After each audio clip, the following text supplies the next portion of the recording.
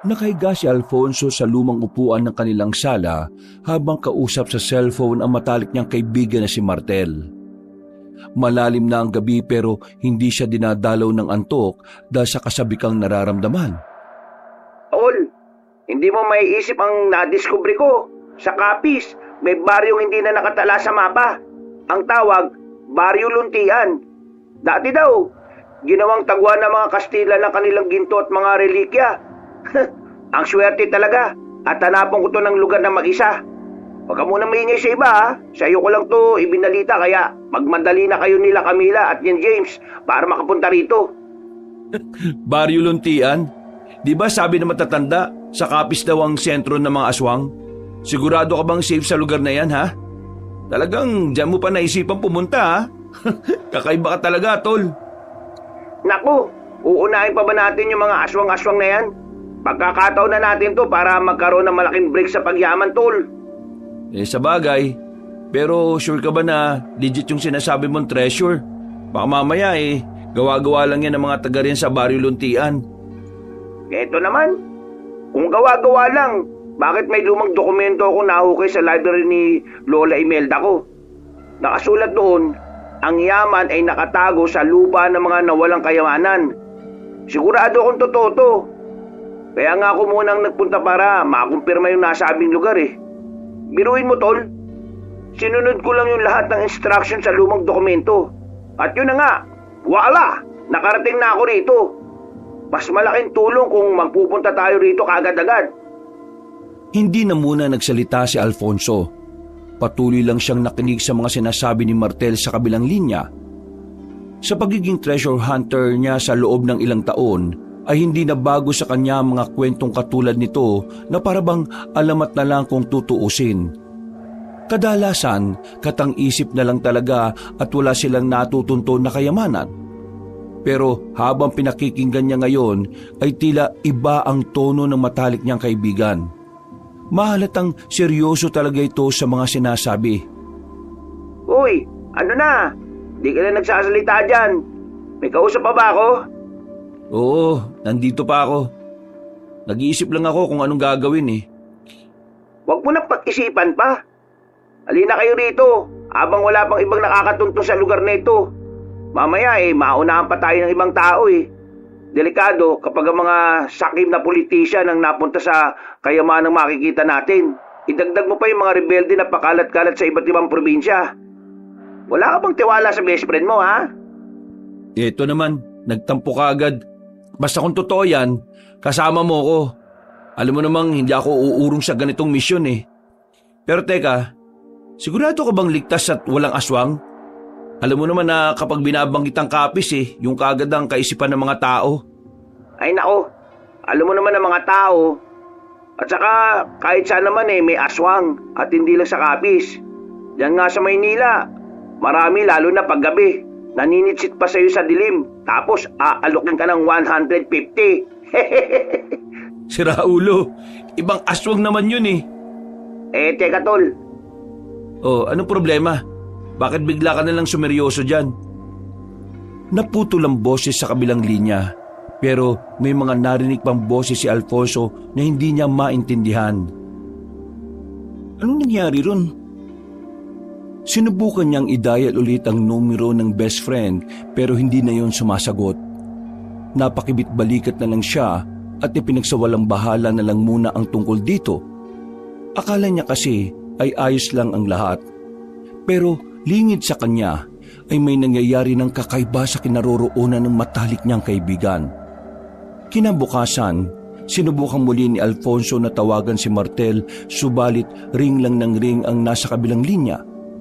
Paulit-ulit siyang tumatawag hanggang sa tuluyan na lang mag-cannot be reached na lang ang narinig niya.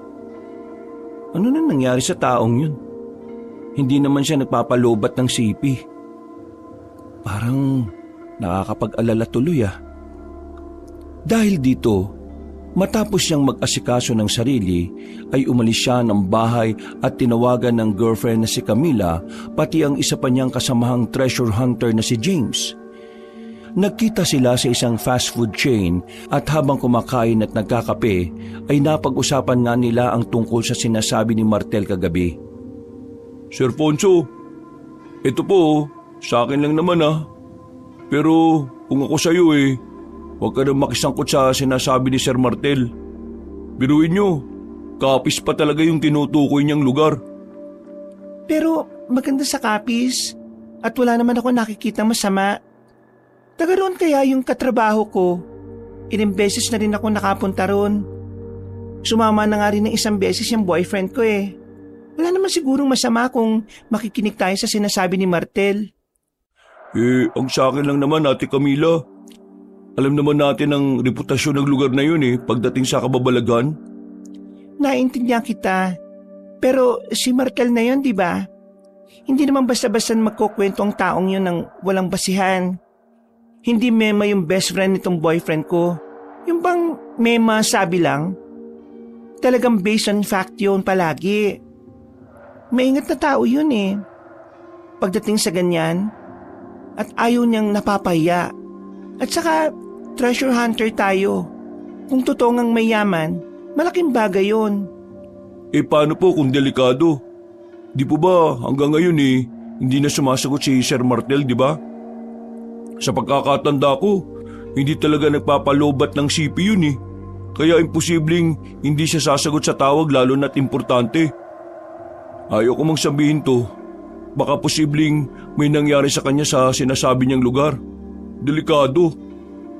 Yun na nga ang isa ko pang pinag-aalala Kung may nangyari man sa kanya, hindi ko kayang pabayaan si Martel. Pupuntahan ko siya sa Baryo Luntian. Alam niyo po ba kung saan yun?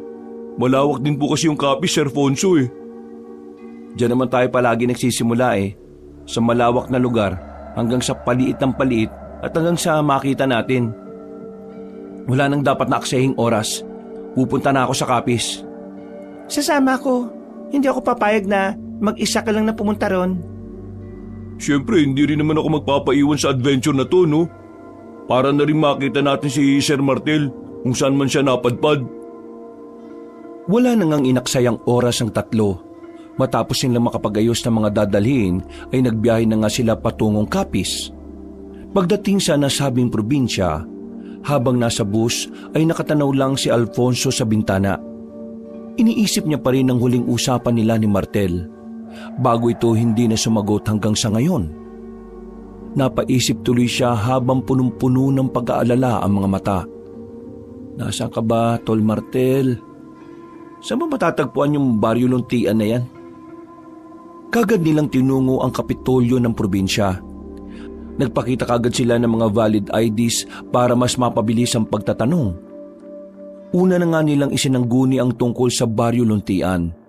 Pero ganun na lang ang gulat nilang tatlo nang sabihin sa kanila ng isang opisyal sa kapitolyo na walang ganoong lugar sa probinsya. Ipinagpilitan pa nga ni Alfonso ang tungkol dito at kamuntikan na silang mauwi sa pagtatalo. Mabuti na lang ay sinabihan na ni Camila si James na lumabas na muna at ang dalaga na ang makikipag-usap. Makalipas ang ilang minuto, bigo sila na nagtambay na muna sa isang fast food chain para kumain, magpahinga at makapag-isip-isip. Parang imposible naman na walang ganung pangalan ng baryo sa probinsyang ito. Baka naman sir, hindi Capiz ang binanggit na lugar ni Sir Martel. Capiz talaga yung sinabi niya, sigurado ko. Nagtanong na rin ako sa kanila. Ang sabi ng Auntie Dorny niya, Capiz nga rin daw ang sinabi ni Martel sa kanila. Pero wala silang ideya kung anong pupuntahan dito ng best friend ko.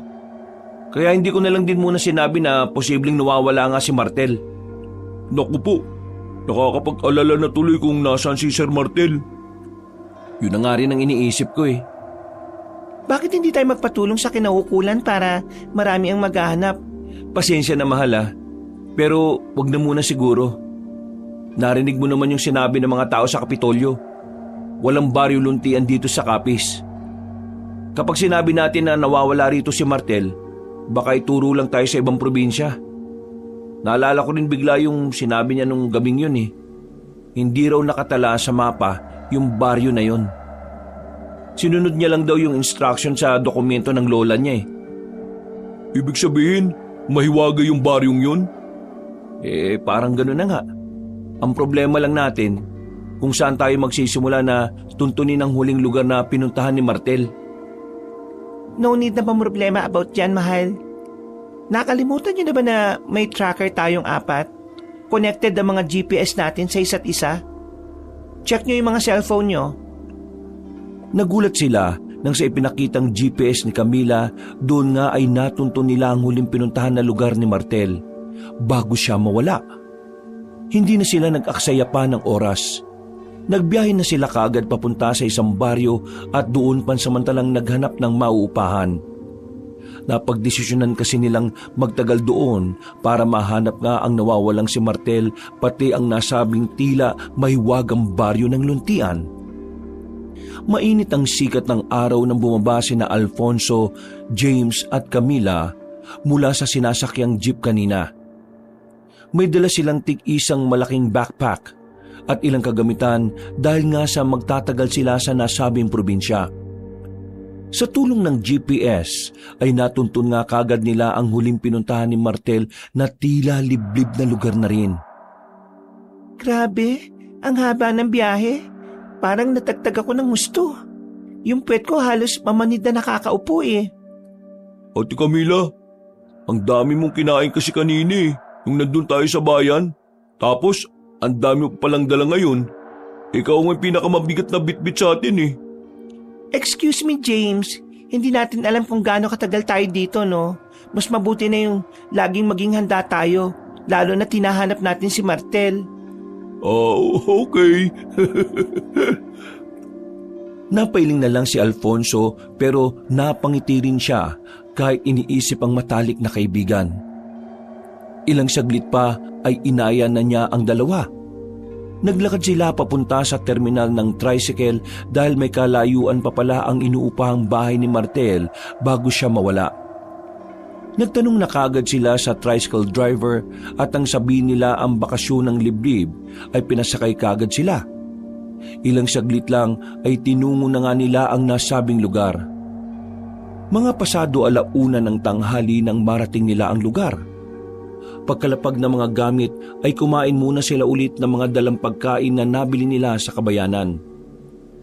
Maya-maya pa, habang nagpapahinga sina James at Camila, ay lumabas muna si Alfonso para magmasid sa lugar. Nag-ikot-ikot muna sila sa buong bahay habang humahanap ng clue para makita si Martel. Saan ka ba nagsusuot, Martel? Asan ka ba? Matapos malibot ang buong bakuran, ay naglakad-lakad pa sila hanggang sa makapunta sa ilang kabahayan. Nang makita niya ang ilang kalalakihang nakatambay, ay nagtanong-tanong siya patungkol sa baryo luntian. Pero pare-pareho ang sagot ng mga kalalakihan. Wala rin daw ganoong baryo sa kanilang lugar. Pinakita niya rin ang mukha ni Martel at nakilala yun ng iilan sa kanila. Ilang araw-araw na malagi ang binata sa bakasyon ng liblib pero nawala na nga rin daw ito bigla. Matapos makakuha ng mga impormasyon, ay dali-dali siyang bumalik sa inuupahan nilang bahay. Doon ay naabutan niya sina James at Camila na nag-uusap. Anong meron guys? Mahal, nabuksan na namin yung isang kwarto. Tama nga yung hinala natin kanina, na ito yung tinutulugan ni Martel. Nakita namin yung ilang gamit niya. Mga hindi pa nagagamit yung iba. Ibig sabihin, ilang araw pa lang siya rito. Nakita niyo ba yung cellphone? Hindi nga eh. Kahit yung mga importanteng gamit na dinadala natin, kapag may hinahanap tayo, wala rin. Malamang, dala niya yung mga yon. Nagtanong-tanong din ako sa labas kanina . May mga taong namumukaan siya. At ang sabi nga nawala na lang daw siya bigla. Sana naman okay lang si Sir Martel. Nag-aalala ako para sa kanya. Pero hindi ko naman nararamdaman na nasa kapahamakan siya . O sige na, magpahinga na muna tayo dahil medyo mainit sa labas. Mamaya mga bandang 4:00, saka tayo lumabas at maghahanap-hanap sa kakahuyan. Pati sa bundok hanggat maaari. Malakas ang kutob ko na nandun yung sinasabi niyang tagong lugar. Paano kung may salaman kayong sinasabi niyang instruction dun sa dokumento ng Lola Imelda niya? Paano kung bigla na lang naglaho sa hamog yung lugar? Parang yung katulad sa Biringan o yung iba pang mystical place dito sa Pinas. Pasensya na James ha, pero hindi ko rin talaga alam ang sagot sa tanong mong yan eh.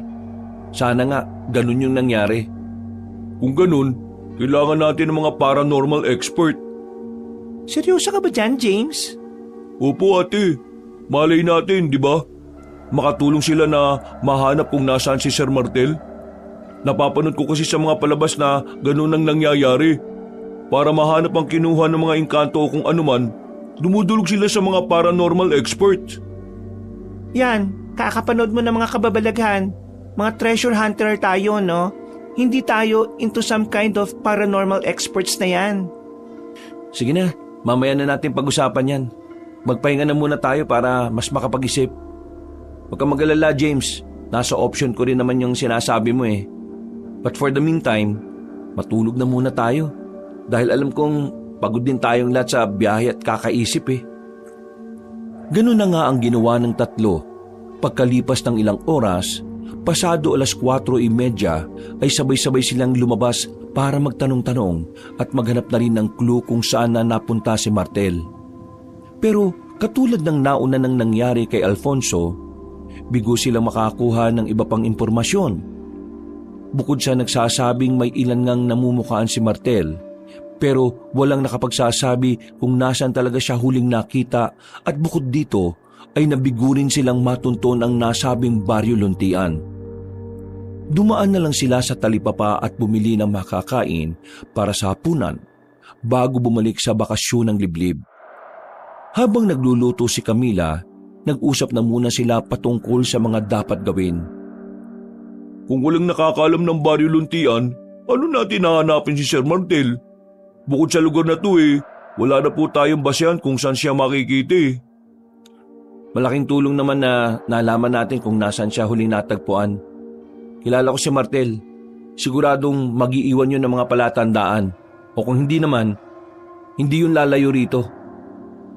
Ano po yung gagawin natin? Hindi tayo susuko. Kahit anong mangyari, kailangan natin makita si Martel at maisama pabalik sa atin.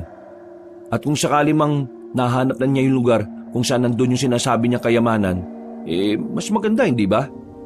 Sana nga po. At ayos lang talaga si Sir Martel. Sa ganito mga panahon, importante na maging optimistic tayo. Walang dapat po ang pagiging negatibo dahil hindi ito makakatulong sa atin. Napakibit-balikat na lang si James at kasunod nito ay humingi na rin ng tulong si Camila para madaling matapos ang niluluto niyang sinampalukang manok. Samantala, nagmasid-masid naman ulit si Alfonso sa kwartong tinulugan ni Martel. Naghanap pa na ulit siya ng clue hanggang sa makita ang isang lumang notebook. Aba, journal to ni Martel ah. Bakit niya iniwan dito? Lagi niya itong dinadala kapag lumalabas siya. Ay nako, ano kayang nangyari rito? Posible kayang may nanloob sa kanya at nakidnap siya? Binuklat niya ang nasabing journal at pagdating sa kalagitnaan ay nakita niya ang huling sulat doon ni Martel. Ilang araw bago ito mawala, binasa ito ng malumanay ni Alfonso habang nakaupo sa kama. Nararamdaman ko nang makikita ko ang nawawalang Baryo Luntian. Noong nakaraang araw, inumpisan ko ang paggawa ng mga instruction sa lumang dokumento ni Lola Imelda. Success ang una kong ginawa. Kailangan ko na lang sundin ang 4 pang natitira. Parang palagay ko, para siyang hugis bituin kung susumain. Parang susi ito papasok sa Baryo Luntian. Totoo pala talaga.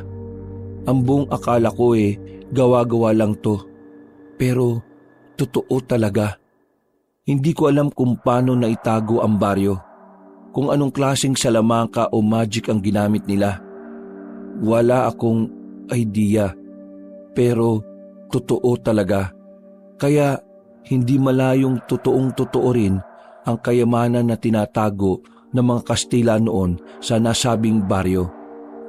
Kapag nakapasok na ako, saka ko sasabihin sa best friend ko ang tungkol dito. Hanggang dito na lamang muna. Napabuntong hininga si Alfonso dahil wala nang kasunod ang sinulat ng matalik niyang kaibigan. Kaya pala, hindi alam ng mga taong tungkol sa Baryo Luntian. Talagang nakatago pala yung Baryo Luntian na yun. Posibleng nandun na si Martel. Pero paano namin matutuntun yung baryong yun kung hindi namin alam ang daan? Natigilan na siya matapos makarinig ng tila mga yabag sa labas ng bahay. Tumayo siya at sumilip sa labas pero wala naman siyang nakitang tao roon. Ihip lang ng hangin ang narinig niya kaya hinawi na lang niya ang kurtina paloob at lumabas na ng kwarto si Martel. Nang nasa kusina na, habang naghahapunan ay dinidiscuss niya sa mga kasama ang tungkol sa nabasa sa journal ng matalik niyang kaibigan. Nagulat sina James at Camila matapos kang marinig ang tungkol sa nawawalang baryo ng Luntian.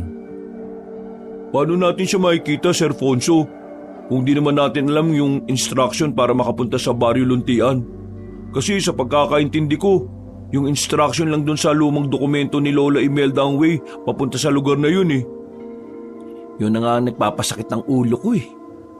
Paano po kung trap na siya sa lugar na yun at di na niya alam ang daan pabalik? Wag mo nang pasakitin palalo ulo ko, James. Nagsasabi lang naman po ko ng mga posibilidad na pangyayari, sir. Palagay ko naman, kung meron instruction si Lola Imelda papunta sa Baryo Luntian, malamang meron din yung instruction kung paano makakalabas ng lugar na yun. Bakit po hindi pa rin nagpapakita si Sir Martel? Ilang araw na po siyang nawawala. Posible kayang may nangyari na talaga sa kanyang masama? O pwede rin namang inaalam niya pa yung instruction kung paano makakabalik dito sa atin. Sa tingin ko, mahal, yung suggestion ni James na manghingi tayo ng tulong sa mga paranormal expert, gawin na natin. Wag na muna. Ayaw ko makaagaw din tayo ng atensyon sa ibang tao. Sa ngayon, tayo-tayo na lang muna ang gumawa ng paraan para kapag wala na talagang pagpipilian, hahanap na tayo na makakatulong sa atin. Basta, isikreto na lang muna natin ang tungkol dito. Delikado rin kasi kung sakali mang totoong may tagong yaman sa nasabing baryo na yun eh. Naunawaan naman ni na James at Camila ang nais iparating ni Alfonso. Kaya sinunod nila ang nais nun. Nang lumalim na ang gabi, nakaupo si Alfonso sa veranda ng kanilang inuupahan.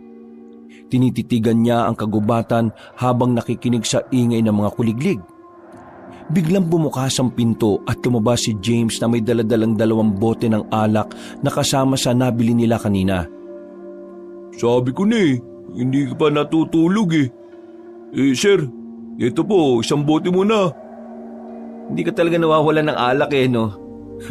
Kailangan natin to sir para pampaimbing ng tulog. Sa bagay, tama ka.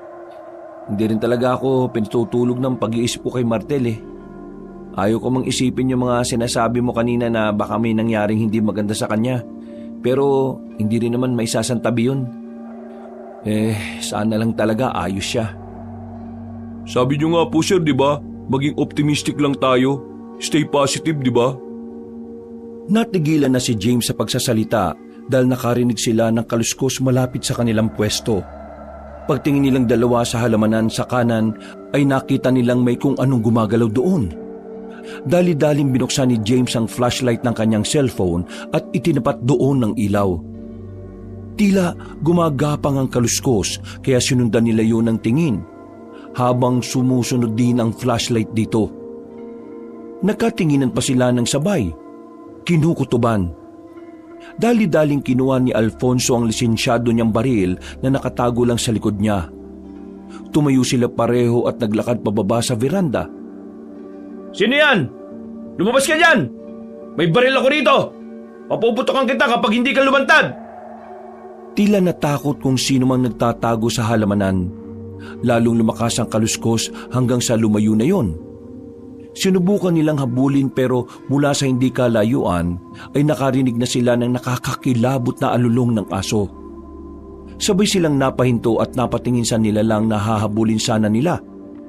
Nakita nila ang itsura ng isang matandang babae pero nakalayo na yon. Hahabulin pa nga sana ni James pero pinigilan na siya ni Alfonso. Bakit niyo ako pinipigilan? Maabutan ko naman yung matandang babae na yun eh. Narinig mo ba yung alulong kanina? Opo. Alam mo naman ang kasabihan patungkol sa pag-alulong ng mga aso, di ba? Opo sir, pero totoo ba yun? Sa mga ganitong klase ng probinsya, mas mainam ng pakinggan natin ang mga ganoong pamahiin. Alalahanin mong wala tayo sa Maynila. Halika na, bumalik na tayo. Doon na rin natin ubusin yung iniinom nating alak. Sige sir, noted po. Sabay na nga silang bumalik sa loob ng bahay at ipinagpatuloy ang pag-uusap habang inuubos ang tig-isang bote ng alak. Nang matapos na, ay nagpaalam na siya kay James na naiwan sa sala dahil gusto pa nitong uminom ng isa pang bote. Pagdating sa kwarto ay tumabi na siya kay Camila na nahihimbing na sa pagtulog. Bago matulog ay napaisip pa siya tungkol sa matandang babaeng nakita nila kanina. Ano kayang minamatyaga na matandang babae na yun dito? Hindi kaya may kinalaman siya sa pagkawala ng best friend ko? Bukas, dapat makita ko siya. Mahal, matulog ka na. Baga pa tayong pupunta sa gubat para maghanap ng mga clues na magtuturo sa kinaroroonan ni Martel, di ba? O sige mahal, tulog ka na. Tulog na tayo. Niyakap na nga niya ng maigpit ang girlfriend at nakatulog na sila na mahimbing. Kinabukasan, habang nag-aayos sila ng gamit, may biglang kumatok sa pinto. Nang pagbuksan niyo ni James ay tumambad sa kanilang paningin ng isang matandang babae.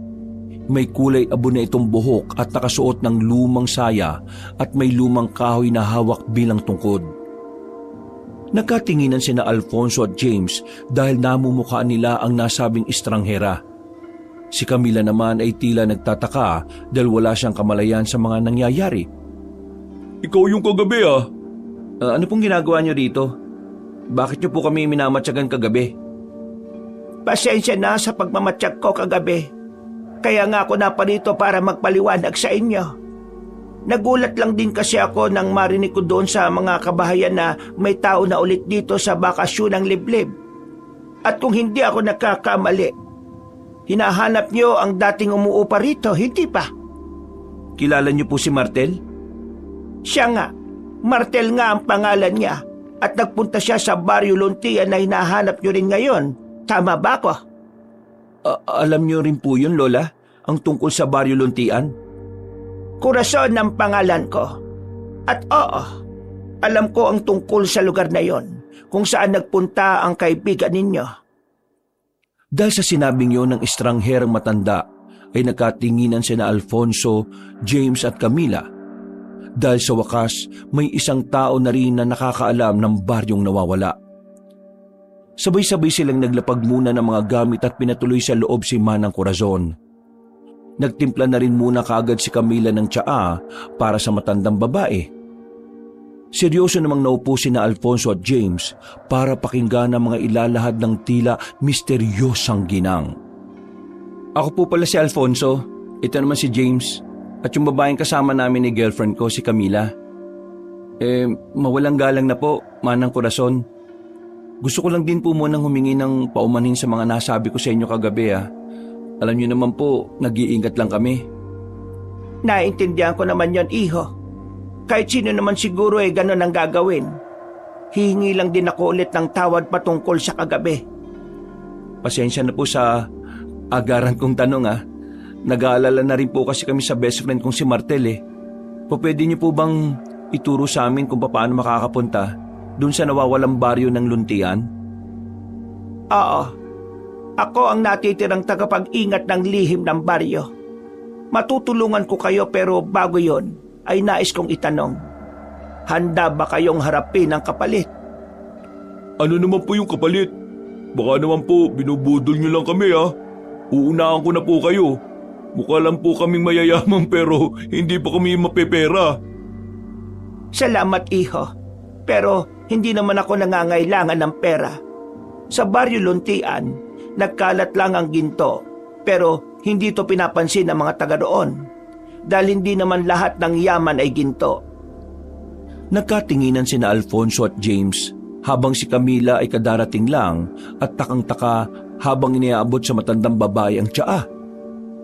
Dahil kasi sa sinabi ni Manang Corazon ay nakumpirma nila na maraming natatagong yaman ng Baryo Luntian. Kitang-kita ang mga ngiti sa mga mata nila, lalo na kay James na halos magningning na kaagad ng mga mata sa pag-iisip ng ginto. O pwede niyo po ba kaming dalhin sa Baryo Luntian? Kung nasaan ang kaibigan kong si Martel? Kung tutulungan niyo po kami, pangako po na babayaran po namin kayo sa abot ng aming makakaya. Katulad nga ng sinabi ko kanina, tutulungan ko kayo. Pero meron itong kapalit. Huwag kayong mag-alala dahil hindi ko kailangan ng pera o kahit na anong meron kayo. Kung ganun po ano pong kailangan nyo? Kailangan ko ng kaunting sariwa ng dugo ninyong tatlo. Po? Sariwang dugo? Ano naman pong gagawin nyo sa dugo namin? Huwag kayong matakot at huwag niyong masamain ang hinihingi ko. Ang patak ng dugo niyo ang isa sa kailangan para makapasok sa nawawalang baryo. Sinabi ko na kanina na ako ang natitirang tagapag-ingat ng baryo at para mabuksan ang lagusan ay kailangan gawin ng isang importanteng orasyon. Ang orasyon ay nangangailangan ng dugo ng mga papasok sa Baryo Luntian. Ganun po ba? Kung yung pong requirements, handa po akong magbigay ng dugo ko para makapasok na sa Baryo Luntian at makita ko ng best friend ko. Ako rin, excited na akong makita ang makinang na nawawalang baryo. Kung ganun, pwede na nating simulan kahit anong oras. May tanong lang po ako sa inyo, Manang. Bakit niyo po kami tinutulungan? At nakakapagtaka lang dahil wala kayong hinihinging kapalit. Magandang tanong yan, Ineng. Gusto ko lang na makuha niyo na ang kaibigan ninyo.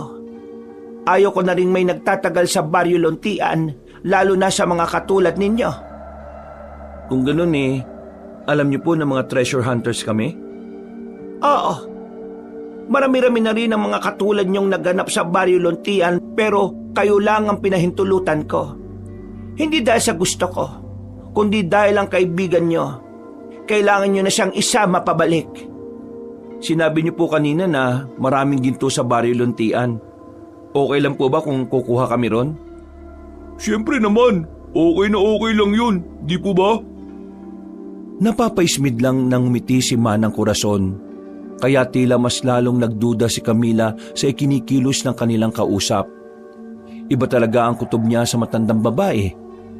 Pakiramdam niya ay maiba itong pakay sa kanila.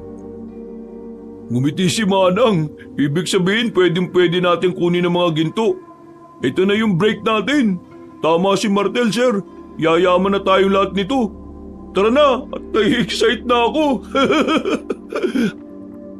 Sigurado po ba kayo naligtas ang baryong yon? Ate Camila naman, anong klaseng tanong yan? Mapupurnada pa tayo nito kapag nagkataon Pasensya na po sa tanong ko pero nagtataka lang ako dahil bakit hindi na lang po kayo mismo ang nagpabalik sa kaibigan namin kung talagang okay lang siya? Naiintindihan ko ang sinasabi mo, Iha. Pero dahil sa mga kayamanan na meron ng baryo, sa tingin mo ba, papayag na umuwi kagad ang kaibigan nyo? Sa tingin ko, kayo lang ang may kakayahang makapagpabalik sa kanya. Naiintindihan ko rin naman kung hindi kayo maniniwala. Pwede na akong umalis ngayon. Pero kung magbago na ang isip nyo hanapin nyo lang ako sa gubat. Sige po, pag-uusapan po muna namin ang tungkol dito. Hindi kasi kami basta-basta na lang pwedeng magdesisyon lalo na't nararamdaman kong hindi basta-basta ang Baryo Luntian na sinasabi nyo Sige, naiintindihan ko. Aalis na muna ako para makapag-usap na kayo. Papaalalahanan ko lang kayo na mabilis ang pagtakbo ng oras at hindi natin alam kung ano ang nasa nawawalang baryo. Kaya sana, mapag-isipan nyo na ng mabuti. Maraming salamat sa tsaa. Pag-alis ng matandang babae ay tila nagmaktol si James habang si Alfonso naman ay napapaisip. May punto rin naman kasi ang girlfriend niya kahit gustong-gusto na niya talagang mapuntahan ang Baryo Luntian. Ano ba naman yan, Ate Camila? bakit mo naman sinabi yun sa matanda? Paano na lang kung magbago ang isip niya na hindi tayo tulungan? E di matatrap na ng tuluyan si Sir Martel sa Baryo Luntian. Huwag kang umasa na parang concern ka talaga kay Martel ha. Kitang-kita ko sa mga mata mo na parang kumikinang naginto lang ang habol mo. Kaya nga po tayo naging treasure hunters, di ba? Para saan pat hindi tayo makaka-interes sa ginto? Yung palay na po mismo lumalapit sa atin oh. Inaayawan niyo pa? Hindi sa inaayawan ko. Hindi ko lang makita yung sense ng pagtulong niya na walang kapalit. Siguradong may ibang plano yung matandang yun eh. Nararamdaman kong hindi yun maganda. Paano po pala ate kung mali yung pakiramdam niyo na yan? Di ano na mangyayari kay Sir Martel doon sa baryo? Hahayaan na lang ba natin siya? Wala naman akong sinabing hahayaan na lang natin siya eh. Kaya nga tayo nag-uusap-usap ngayon. Sir Fonso, ano na po plano niyo? Ginto na yun Baka kapag nagbago pa yung isip ng matandang estranghera na nagkakawang gawa baka maging bato pa yung ginto at hindi na natin makita si Sir Martel. Tama na. Bigyan niyo muna ako ng katahimikan. Kahit saglit lang, para makapag-isip-isip naman ako. Kumalma lang din muna kayo ha, kayong dalawa. At huwag kayong magtalo, okay? Sir, huwag na natin patagalin ang pag-iisip. Narinig naman natin yung sinabi ni Manang Corazon na tumatakbo ang oras. Baka habang tayo nag-iisip dito, kung ano-ano na palang nangyayaring hindi maganda doon kay Sir Martel. Yun naman pala eh. Kung may nangyayari ng hindi maganda kay Martel, bakit pa natin nilalagay sa panganib ang mga sarili natin? Parang tayo na mismo ang tumatalon sa bitag kung ganun eh. Pag-isipan mo itong mabuti, mahal ah. Alam kong nakasalalay ang buhay ni Martel, pero paano mga buhay natin? Pare-pareho tayong malalagay sa alanganin kung magkataon. Huwag tayong maaakit sa ginto ah. Ate naman, ginto na yun eh. Ano ba naman tong si Ate Camila? Problema mo, James. Lumalabas ang tunay mong kulay dahil dyan sa kayamanan ah. Sinabi ng tama na eh. Manimik na nga kayo, pwede. Imbis na nakakaisip na tayo ng paraan, mas inuunan nyo pa yung pagtatalo. Mga makasarili kayo. Dahil dito ay kinalbog ni Alfonso ang lamisita at saka nagtuloy-tuloy sa kanyang kwarto at nagkulong. Naiwan na lang sa sala sina James at Camila na tila natauhan din dahil sa sinabing yun ng kanilang leader. At mula sa hindi kalayuan, lingid sa kanilang lahat ay nakatingin lang pala si Manang Corazon na tila natutuwa sa kanilang pagtatalo-talo. Para bang alam na ng matandang babae kung paano paiikutin ang bawat isa sa kanila. Mailam kang babae ka, pero sigurado naman akong hindi ka susundin ng nobya mo. Mas importante pa rin ang buhay ng matalik niyang kaibigan. Naglaho na siya sa kakahuyan pagkasabi noon, habang ang tatlo sa bakasyon ng liblib ay tila nananahimik. Mabilis na lumipas ang oras. Inabot na sila ng tanghali pero wala pa rin kumikilo sa tatlo. Nasa magkahiwalay na kwarto sina Alfonso at James habang si Camila ay nakaupo lang sa sala at nag-iisip-isip. Ilang saglit pa ay lumabas na nga ang leader sa gilid at tinawag silang lahat. Seryosong naupo ang tatlo sa sala. Nakayukod si James at si Camila naman ay nakahalukip-kip habang nakasimangot. Nakapagdesisyon na ako. Ako na lang ang pupunta sa Baryo Luntian. Ha? Anong ikaw lang? Para wala ng gulo. Pero kung yan ang desisyon mo, sasama ako. Kahit sa ayaw o gusto mo, sasama ako dahil desisyon ka naman to. Ako rin, sir. Sasama ako. As usual, sasama ka dahil sa ginto, hindi para makita si Martel. Isipin mo na gusto mong isipin sa akin, ate. Wala na akong magagawa dyan. Kung magtatalo na naman kayong dalawa, ako na lang talaga pupunta sa kakahuyan, sa bahay ni Manang Corazon. Dahil dito ay natigilan na ang dalawa. Wala na silang nagawa kundi ang sumunod sa pag-aayos ng mga sarili. Kumain lang din muna sila at bago mag-alas 5 ng hapon ay tinahak na nila ang kakahuyan. Inabot din sila ng higit 15 minutos bago matunto ng barong-barong ni Manang Corazon. Tumambad kagad sa kanila ang matandang babae na nakangiti. Wala namang imik si Camila na nag-oobserba lang habang pumapasok sila. Buo na ba ang desisyon ninyo? Opo, Manang. Kung ganon, pumasok kayo sa loob at ipapaliwanag ko na mabuti. Pumasok na nga sila sa loob ng kubo ng matandang ginang. Doon ay bumungad sa kanila ang iba't ibang klase ng mga halamang gamot na nakalagay sa maliliit na paso. May ilan ding mga iba't ibang uri ng buto na nakasabit sa kahoy na pader at ilang likido na nakalagay sa tila nilulumot na garapon. Mas lalo tuloy na ginala si Camila kay Manang Corazon kaya napakapit siya sa boyfriend at napabulong. Mahal, hindi talaga maganda ang kutob ko sa matandang yan. Minahon ka lang, mahal. Ipaubaya mo na muna sa akin to, please. Napabuntong hininga na lang si Camila bago sila maupong tatlo. Ilang saglit pa ay ipinaliwanag na nga ni Manang Corazon ang mga gagawin nila. Bukod sa pag-aalay ng kaunting dugo, ay kailangan pa nila maghintay na mag-alas 10 ng gabi. Ayon kasi sa matandang babae, ay ito raw ang tamang oras para isagawa ang ritual. Dahil tuloy doon, ay nagtagal pa sila sa barong-barong at marami silang nalaman na katauhan ni Manang Corazon. Bukod nga sa siya ang natitirang tagapagbantay sa lagusan ng nawawalang baryo, ayon pa sa kanya ay galing sila sa lahi ng mga babaylan. At noong panahon ng mga Kastila, sa pinagsama-samang Salamanca at Karunungang Itim, ay naitago nga ang baryo Luntian kasama ng ilang yaman katulad ng ginto. Ginawa ito ng mga tao roon dahil para makaligtas sa gerang nagaganap. Hindi ito lubos mapaniwalaan ng tatlo. Lalo na nang malaman nila na may mga tao pang nabubuhay hanggang ngayon sa baryong tinutukoy na matandang babae.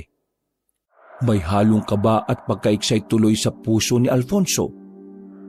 Habang kitang-kita pa rin sa mga mata ni James ang pagnanasa sa kayamanang nakatago sa nawawalang baryo. Kaya sa tuwing mapapalingon sa kanya si Camila, ay napapaismid na lang ang dalaga dahil alam niya ang hangarin ng puso ng malusog na binata. Napabulong na lang tuloy siya sa sobrang pagkadismaya sa kakilala. Napaisip din siya dahil nga sa mga taong nasa baryo Luntian. Kung hanggang ngayon ay nandun pa rin ang mga tao sa baryong yon, ibig sabihin ba nito matagal na silang nabubuhay? Paano nangyari yon? Sigurado kung may nangyari sa kanila na hindi pa sinasabi sa amin na matandang to. Sa dami ng mga napag-usapan ay hindi nila namalaya ng pagtakbo ng oras. Sumapit na nga ang alas 10 ng gabi. Tahimik na ang paligid at tanging huni ng mga kuliglig at kaluskos ng dahon ang maririnig. Nasa gitna ng sala sina Alfonso, James at Camila. Kasama si Manang Corazon na nakaupo sa lumang silyang kahoy. May hawak ang matandang babae na kapiraso ng papel na puno ng ukit na simbolo. Nakalabas at nakasindi na rin sa mesa ang ilang kandila na siya ring inilagay na matanda. Nandun na rin ang maliit na patalim na siyang gagamitin nila sa paghihiwa sa kaliwang palad bilang parte ng ritual. Makinig kayo. Katulad ng sinabi ko kanina, ang patak na mga dugo nyo ang magsisilbing pagkilala sa inyong pagtawid. Pero hindi ibig sabihin nito ay ligtas na habang ginagawa natin ito. Ang daan patungo sa baryo Luntian na hindi simpleng kalsada lang. Nakatago ito sa pagitan ng dalawang mundo. Ang mundo ng mga buhay at ang mundo ng mga nilimot. Ang makakatawid lamang ay yaong makikinig at susunod sa orasyon na gagawin natin. Kapag naligalig kayo sa mga espiritu o demonyong nasa pagitan ng daan, hindi ko na kayo sagutin. Katulad ng sinabi ko kanina, ituon nyo lang ang sarili sa pagtawid sa lagusan kapag nakabukas na ang daan. Mahal, sigurado ka na ba talaga rito? Pwede pa tayong umatras. Iba talaga ang kutob ko Pasensya na, mahal, pero hindi kita mapagbibigyan ngayon. Alam mo naman kung gaano ka-importante sa akin si Martel. Hindi ko lang siya basta best friend. Kapatid at kapamilya ko na siya. Alam mo naman ang naging sitwasyon ko noon, di ba? Na sila lang ang kumupkup sa akin. Kaya sana maintindihan mo ko, mahal. Naintindihan ko naman yun eh. Pero nag-aalala lang talaga ako, mahal. Humawa ka lang ng maigpit sa kamay ko, mahal. Sabay-sabay tayong papasok.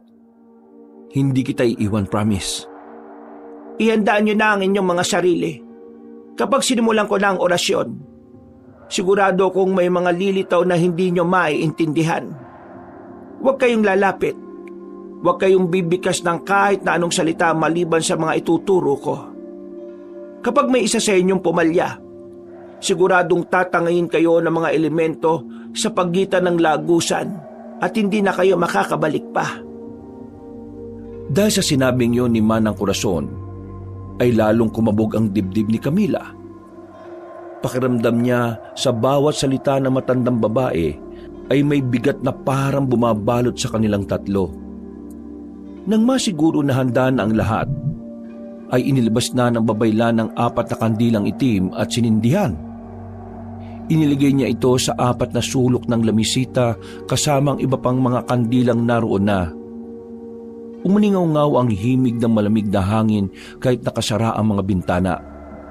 Damang-daman nila ang kakaibang enerhiya na may dalang kabigatan. Lalong napahigpit ang kapit ng kamay ni Camila sa kanyang boyfriend. Si James naman ay tila nanginginig pa rin ang mga mata dahil sa pagka-excite na makita ang kayamanan sa Baryo Luntian. Nagsimula ng kumumpas sa hangin si Manang Corazon. Pagkalaon ay mas lalong tumindi ang lamig sa kapaligiran. Sinimulan na niya ang pagbibigkas ng orasyon. Mga kakaibang salita na siya lang ang nakakaunawa. Dahil dito ay tila mas tumindi ang bigat ng kapaligiran. Damang-daman nila ang mga yon na parang sila'y hinahatak na matinding gravity pababa. Napaikpit lalo ang paghahawak kamay ni na Alfonso at Camille dahil patindi ng patindi ang kakaibang enerhiyang bumabalot sa paligid. Nagpatuloy pa sa pagbibigkas ng orasyon si Manang Corazon hanggang 12 ulit. Pagkatapos siyang magsalita ay tila nilamo na matinding katahimikan ng paligid. Para bang dumilim kahit pa may kandilang nakasindi. Sa ngalan ng mga anino na gabay ng lagusan, sa ngalan ng ilaw na siyang nagbibigay tanglaw sa daan, pakinggan ang aking hiling. Tanggapin ang mga patak ng dugo bilang sakripisyo na makikita ang aming tinatahak. Humudyat si Manang Corazon sa 3, kaya isa-isa nilang kinuha ang patalim at magkakasunod na naghiwa ng palad. Nang dumungo ay isinali nila ito sa mangkok na nasa gitna ng lamisita. Nang matapon na ay saka sila bumalik sa paghahawak ng mga kamay. Nagpatuloy naman ang matandang babae sa pag-uorasyon. Muling tumindi ang lamig ng kapaligiran dahil dito hanggang sa muli na namang mabalot ng katahimikan ng paligid. Kitang-kita nila kung paanong kumulo ang mga dugo nila na nasa mangkok. Ito naman ang nagsilbing hudyat para kay Manang Corazon. Muli sa ngalan ng mga anino na gabay ng lagusan, sa ngalan ng ilaw na siyang nagbibigay tanglaw sa daan, pakinggan ang aking hiling. Buksan ang lagusan patungo sa badong hindi nakatala sa mapa. Paintulutang makapasok ang may sakripisyong dugo sa Baryo Luntian. Habang sinasabi niya ang mga kataga, napansin ni na Alfonso na ang mga kandila ay nagbabago ng kulay. Mula dilaw, naging berde at kalaunan ay naging itim. Mahal, Fonso, nakikita mo ba yon? Ang apoy? Oo, mahal. Pero huwag ka muna magsalita. Sabi ni Manang, di ba? Sundin na muna natin siya. Habang tumatango ang dalagang takot na takot, ay nagpatuloy naman si Manang Corazon sa orasyon. Habang bumibigkas siya ng mga kataga, ay unti-unting lumitaw ang mga aninong parang usok mula sa sahig. Gumalaw ang mga yon na parang may sariling buhay at tila bumabalot sa paligid nila. Diyos ko, ano to? Hindi na to normal, mahal. Kumapit ka lang na mabuti sa akin, mahal. At sundin natin ang mga sasabihin ni Manang Corazon. Tumingin lang kayong lahat sa kandila. At katulad ng sinabi ko kanina, huwag niyong pansinin ang mga aninong nagsusulputan. Huwag niyong pakikinggan ang anumang sinasabi nila. Sa gitna ng takot, Pinilit ni na Alfonso, James at Camila na mag-focus. Nakikita nila ang mga anino na tila nagsusulputan ng mga mukha na may mga matang walang puti at mga bibig na puno ng ngipin. Unti-unti na rin nilang naririnig ang mga kung ano-anong hinaing na mga ito, pero katulad ng bili na matandang babaylan ay hindi nila ito pinansin. Hanggang sa biglang may narinig silang malakas na ugong mula sa labas ng bahay. Umuga ang dingding dahil parang may malaking nilalang na tila nagpupumilit na pumapasok. Mahal, Fonso, may kumakalabog sa labas. Natatakot na talaga ako. Itigil na natin to. Wag! Makinig kayo mabuti. Wag na wag kayong titigil kahit na ano mangyari. Isa na lang ang bersikulo at makakatawid na kayo sa Baryo Luntian. Sinikap ng dalaga na sundin ang utos na matandang babae pero mas nadala siya sa takot. Nagpumigla siya sa takot pero mas hinigpitan lang ni Alfonso ang paghawak sa kamay ng girlfriend niya. Sumenyas na nga ang matandang babaylan na sumabay sila sa sinasabi niya. Ganun na nga ang ginawa nila kahit kitang-kita ang takot sa mga mukha. At sa isang iglap ay nagliwanag na ulit ang lahat ng kandila. Kasunod nito ay sabay-sabay nang naglaho ang mga anino. Tila nasilaw silang lahat, kaya sabay-sabay din silang napapikit at pagmulat nila ay wala na sila sa inuupahang bahay. Sa halip ay nakatayo na sila ngayon sa gitna ng isang baryo. Malawak ang paligid, pero ang mga bahay ay gawa sa lumang kahoy at pawid. Ang mga tao ay tila mga estatwa lang na nakatitig sa kanila. Walang imik, titig na titig lang. Nasaan na po tayo, Manang? Nandito na tayo sa Baryo Luntian. Totoo ba to? Oo, makakasama nyo na ang taong hinahanap ninyo. Nasaan po si Martel? Hindi na ako ang makakasagot niyan, kundi sila. Napatingin sina Alfonso, James at Camila sa mga taong parang mga estatwa na nakatitig sa kanila. Dahil din dito ay nakaramdam sila na matinding pagkailang. Kakaiba kasi ang tingin ng mga taong yon na parabang sinusuri ang buo nilang pagkatao pati ang kaluluwa. Balak na sanang magtanong ni Alfonso pero tila tumalim ang tingin ng mga taong nasa harapan nila. Kitang-kita pa nga ni Camila kung paanong parang mamula ang ilan sa mga matang yon. Dahil dito ay muli siyang bumaling kay Manang Corazon. Subalit ganun na lang ang gulat nila dahil nawala na lang na parang bula ang matandang babae. Nasaan na si Manang Corazon? Hindi ko napansin, sir eh. Ikaw, mahal, napansin mo ba kung saan nagpunta si Manang Corazon? Hindi rin, mahal. Saan na nagpunta yun? Natigilan na sila dahil ang mga taong tila estatwang may masasamang titig ay nagsimula ng magsikilos. Napansin nila na tila namumula na ang mga mata ng ilan sa mga ito. Nagkatinginan silang tatlo nang maunawaan na tila hindi ligtas kung mananatili sila roon. Doon lang din napagtanto ni Alfonso na tila tama nga ang kanyang girlfriend na may kakaiba sa Baryo Luntian. Mabilis na gumana ang kanyang instinct. Hinatak niya sina James at Camila at tumakbo sila sa kakahuyang nasa likod. Nang masigurong ligtas na sila, ay naupo silang tatlo sa puno at nagtago. Hingal na hingal at kitang-kita ang takot sa kanilang mga mata. Sinasabi ko na nga ba hindi ligtas ang lugar na ito. Bakit ba kasi tayo nagtiwala sa matandang babaeng yun? Iniwan niya tayo sa kawalan. Paano ba tayo makakauwi nito? Ate Camila, isipin na lang natin maganda pa rin ang nangyari. Dahil dinala tayo ni Manang Corazon sa lugar kung saan maraming kayamanan. Narinig mo ba ang sarili mo ngayon, ha, James? Ganyan ka na ba talaga kasakim sa kayamanan? Talagang naiisip mo pa rin ang ginto? Hindi mo naiisip kung paano tayo makakauwi ng buhay. Kahit makuha mo yung mga sinasabi mong ginto, kung mamamatay tayo dito, wala ring silbi. Huwag na nga muna kayo magtalo at magingay. Baka marinig tayo ng mga taong humahabol sa atin eh. Hindi naman tayo sigurado, sir, na inahabol nila tayo eh. Kahit sino naman siguro makakita ng dayuhan sa kanilang lugar, magugulat din at magagalit. Hindi lang siguro tayo nagkaintindihan. Kaya makipag-usap lang tayo na maayos sa kanila. Nabulag ka na talaga na kasakiman mo sa yaman, James.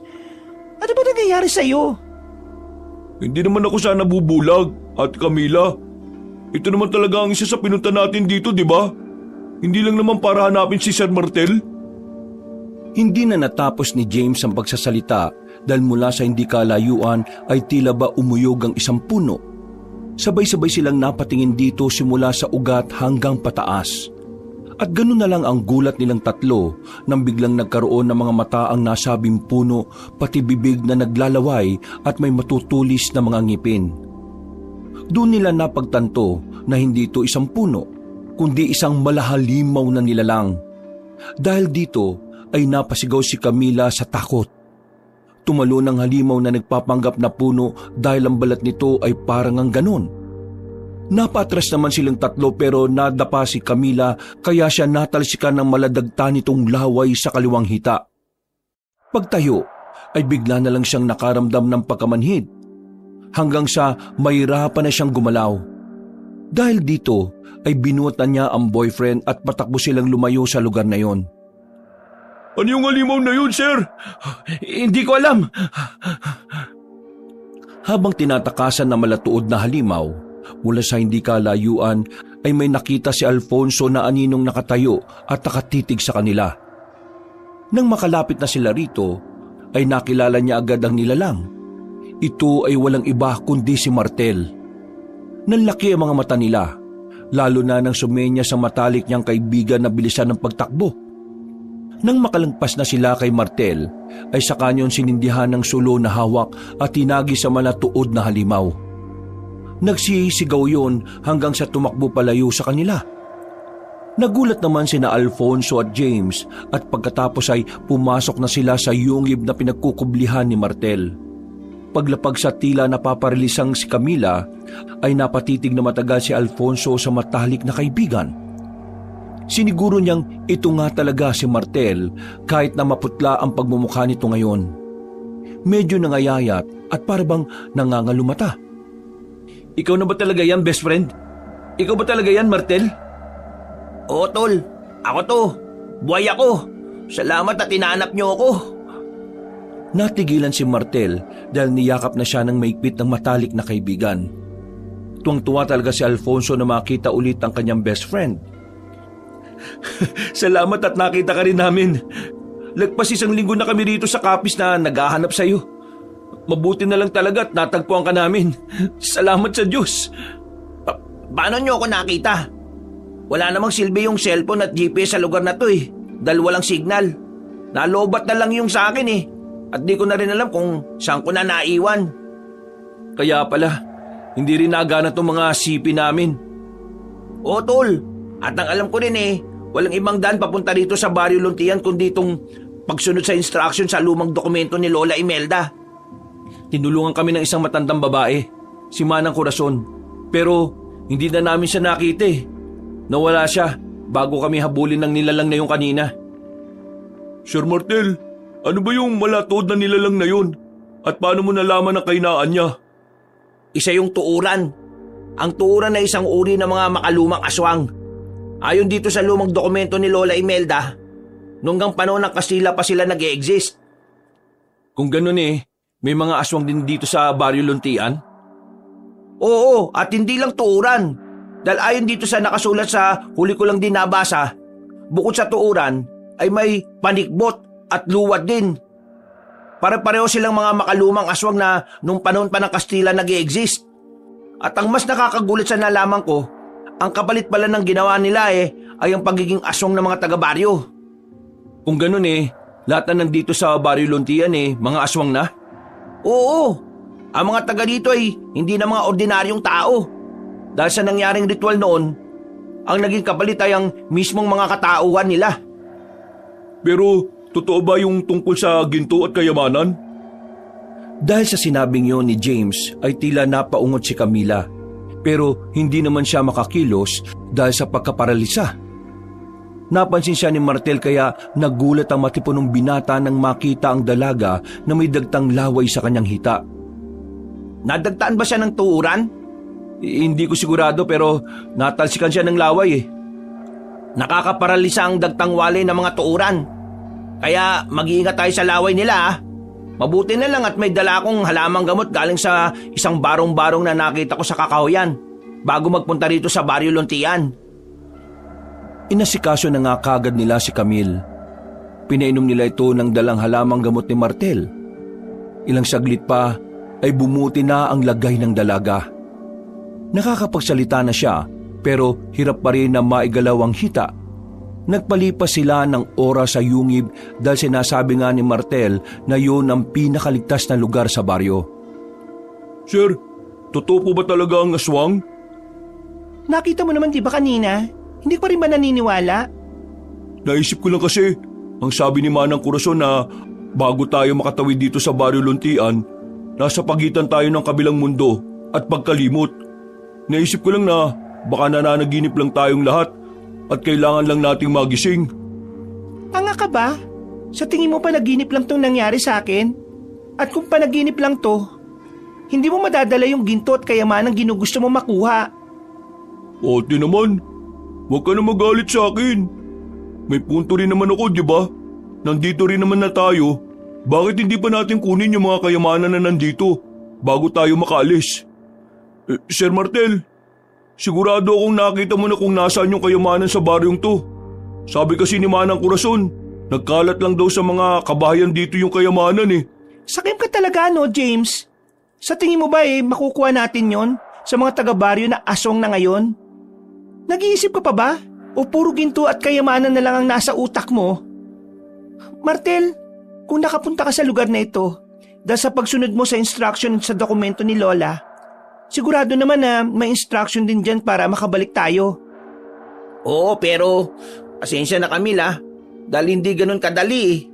Nung pumasok ako dito, kinailangan ko magsakripisyo ng isang buhay na hayop, pati ng patak ng dugo ko. Huli ko na lang din nabasa yung tungkol sa kung paano makakalabas dito sa Baryo Luntian eh. Kung hayop lang naman ang kailangan, kukuha lang tayo sa gubat o dun sa baryo. Tapos magpatak tayo ng mga dugo natin.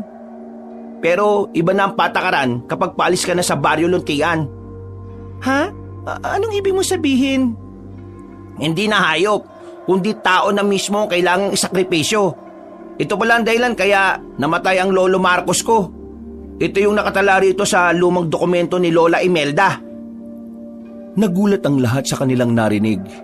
Hindi sila makapaniwala na ganun pala ang kapalit kapag ninais mong makalabas sa nawawalang baryo ng Luntian.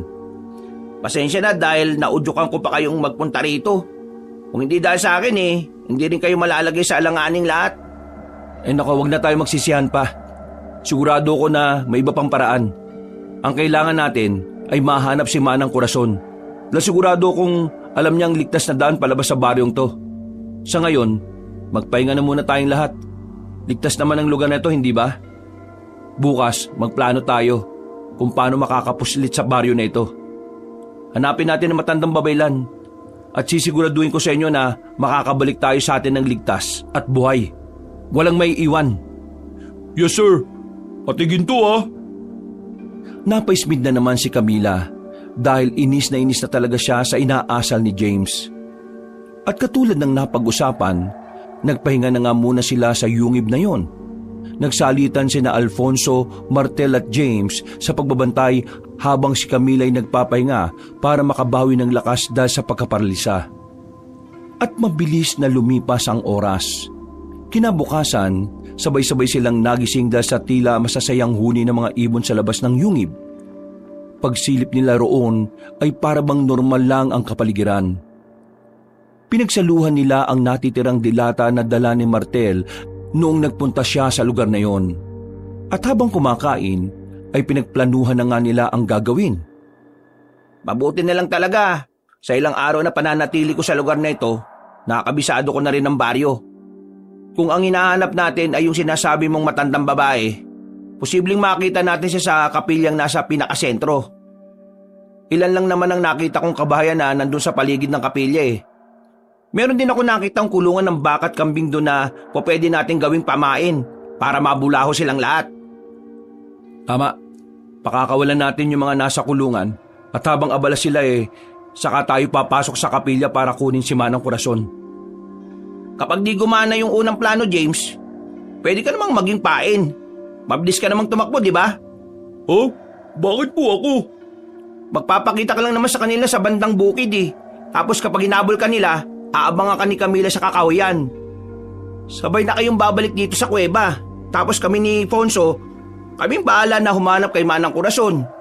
Gagawin lang naman natin to kapag hindi umubra yung una nating gagawin eh. Paano kung mag-transform sila sa pagiging aswang? Huwag kayong mag-alala, dahil hindi naman sila magpapalit sa anyo kapag umaga eh. Tuwing gabi lang sila nagiging aswang.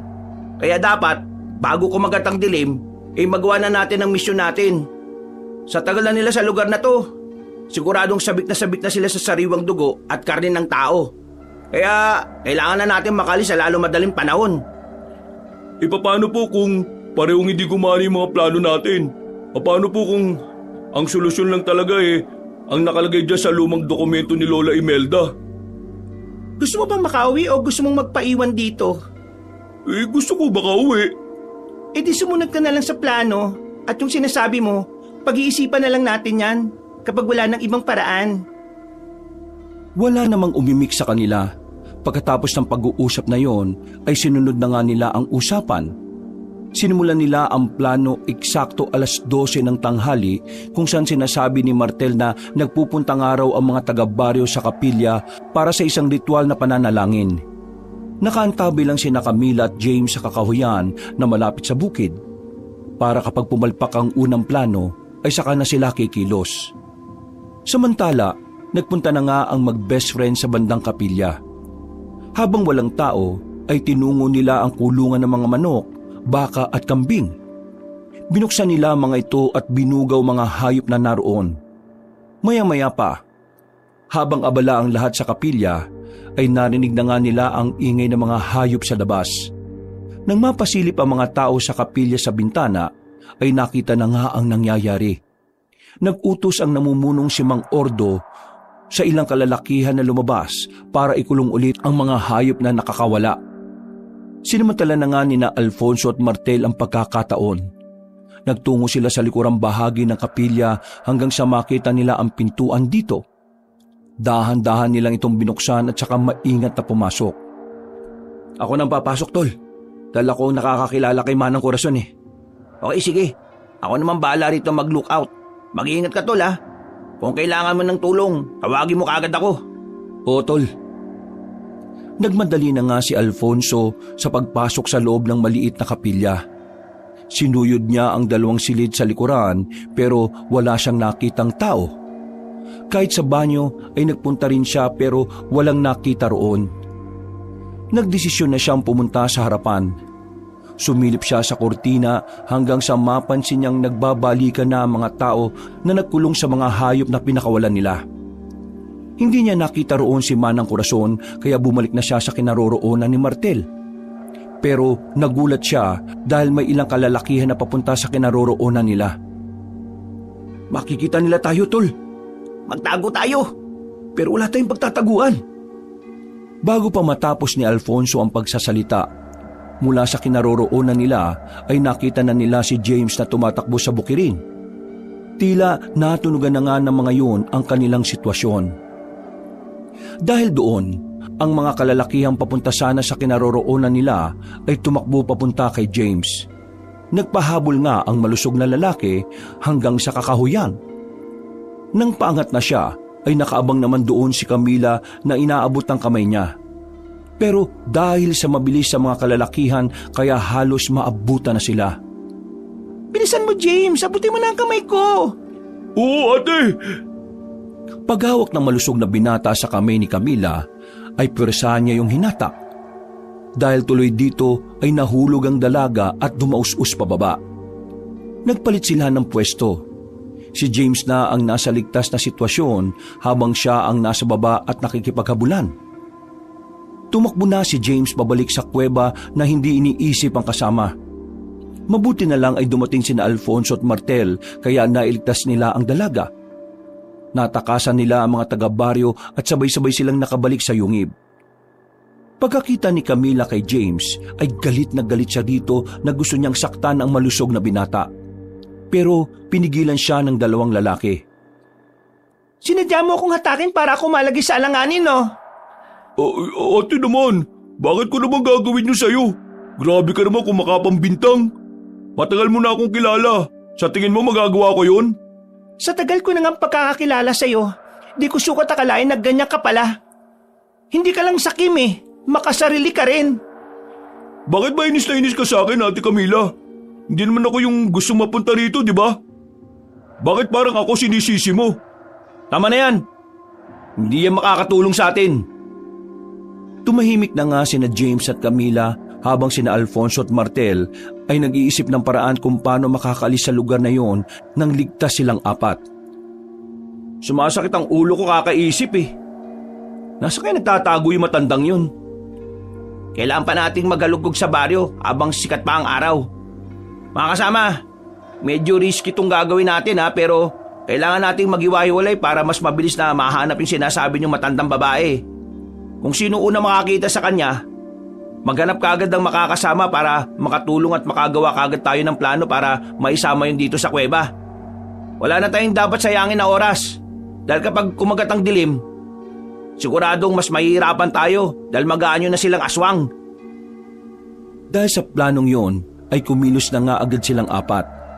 Nagiwahiwalay silang bumalik sa baryo at nagmasid-masid hanggang sa sumapit na ang 5:30 ng hapon. Eksakto naman na natunto ni James ang kinaroroonan ng mga nakatagong yaman sa baryo. Dahil dito, tila nawala na naman siya sa focus.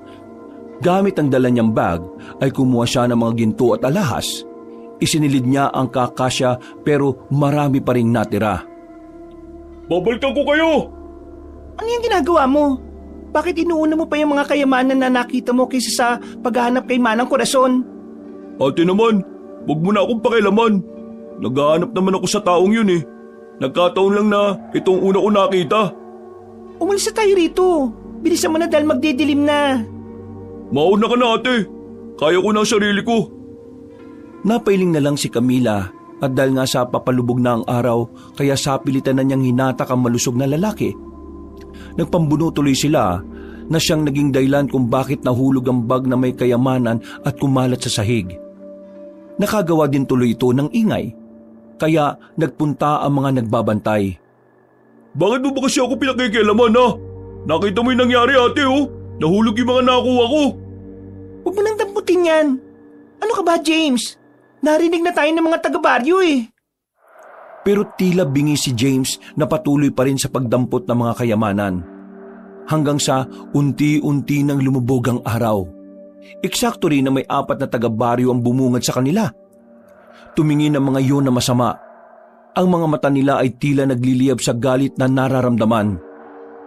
At ilang saglit pa nga ay kitang-kita ni Camila kung paanong unti-unting magpalit anyo ang mga iyon bilang isang aswang na luwad. Ang mga aswang na luwad ay isa ring kakaibang uri ng aswang. Para silang mga palaka na may malaahas na dila. Mapupula ang mga mata.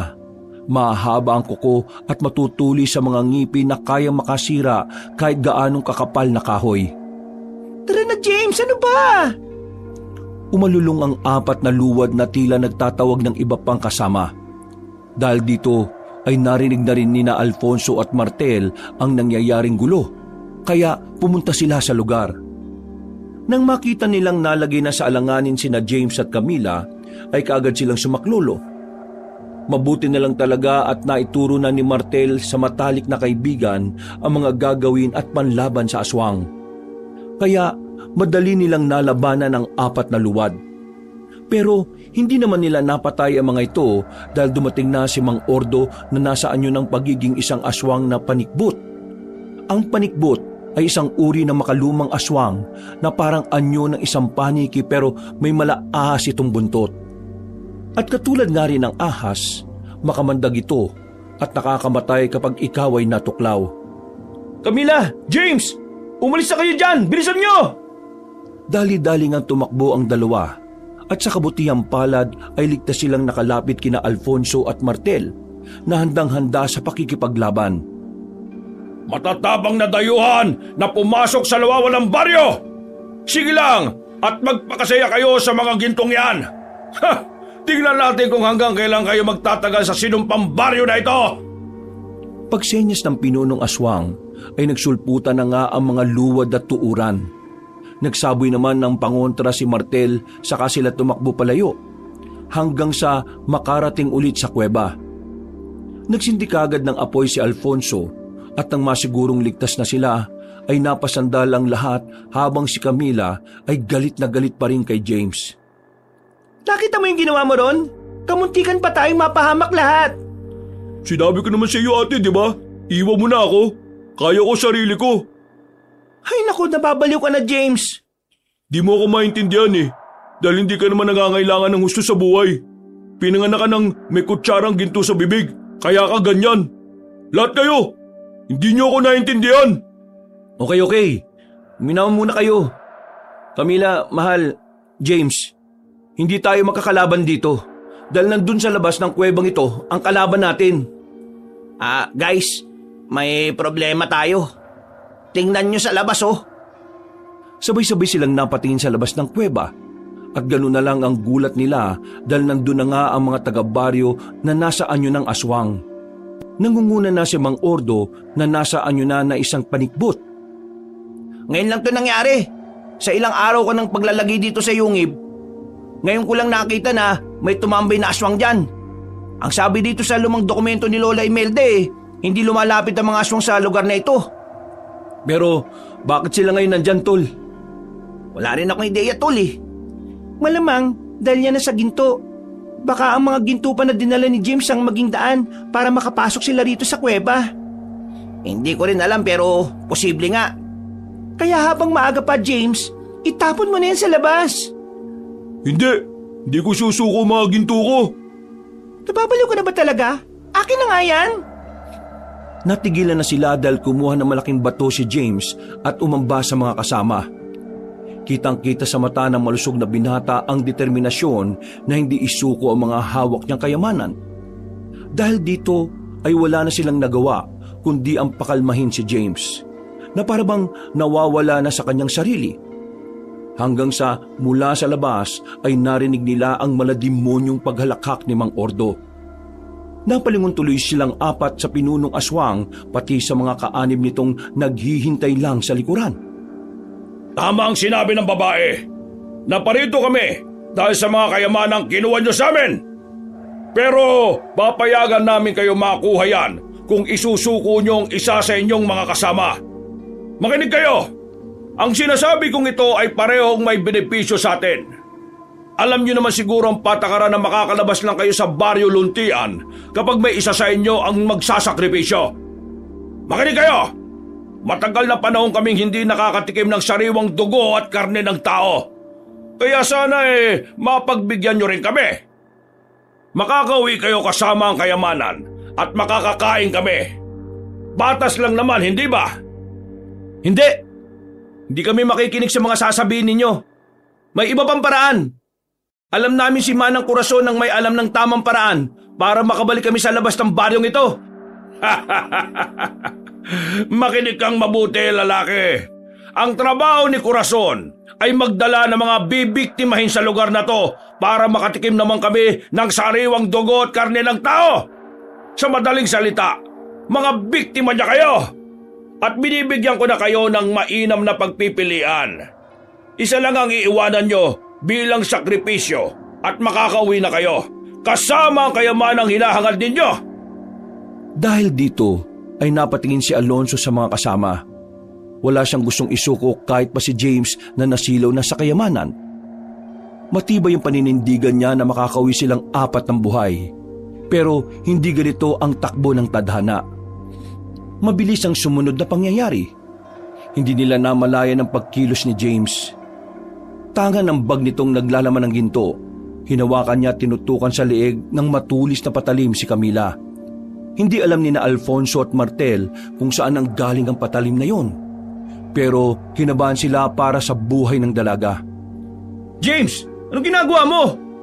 Pasensya na sir, pero punong-puno na ako dito sa girlfriend mo Dapat siya na ang magsakripisyo.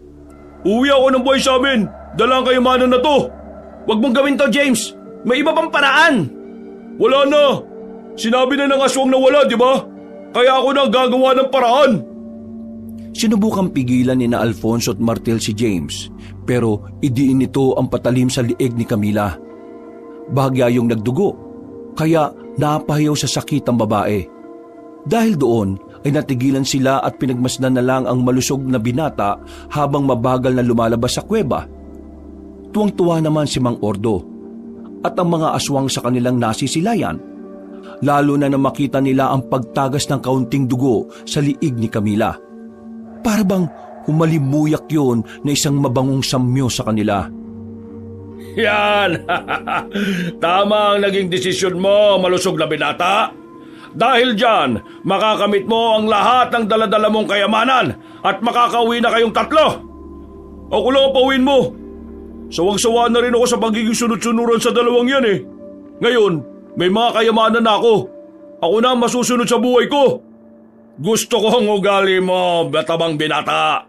Parang bagay na bagay ka sa lugar na ito ah. Huwag mo akong pinaglililin lang. Hindi ako magtatagal sa lugar na to, no? Ibibigay ko lang ang babaeng to kapag may nakita akong lagusan pabalik sa amin.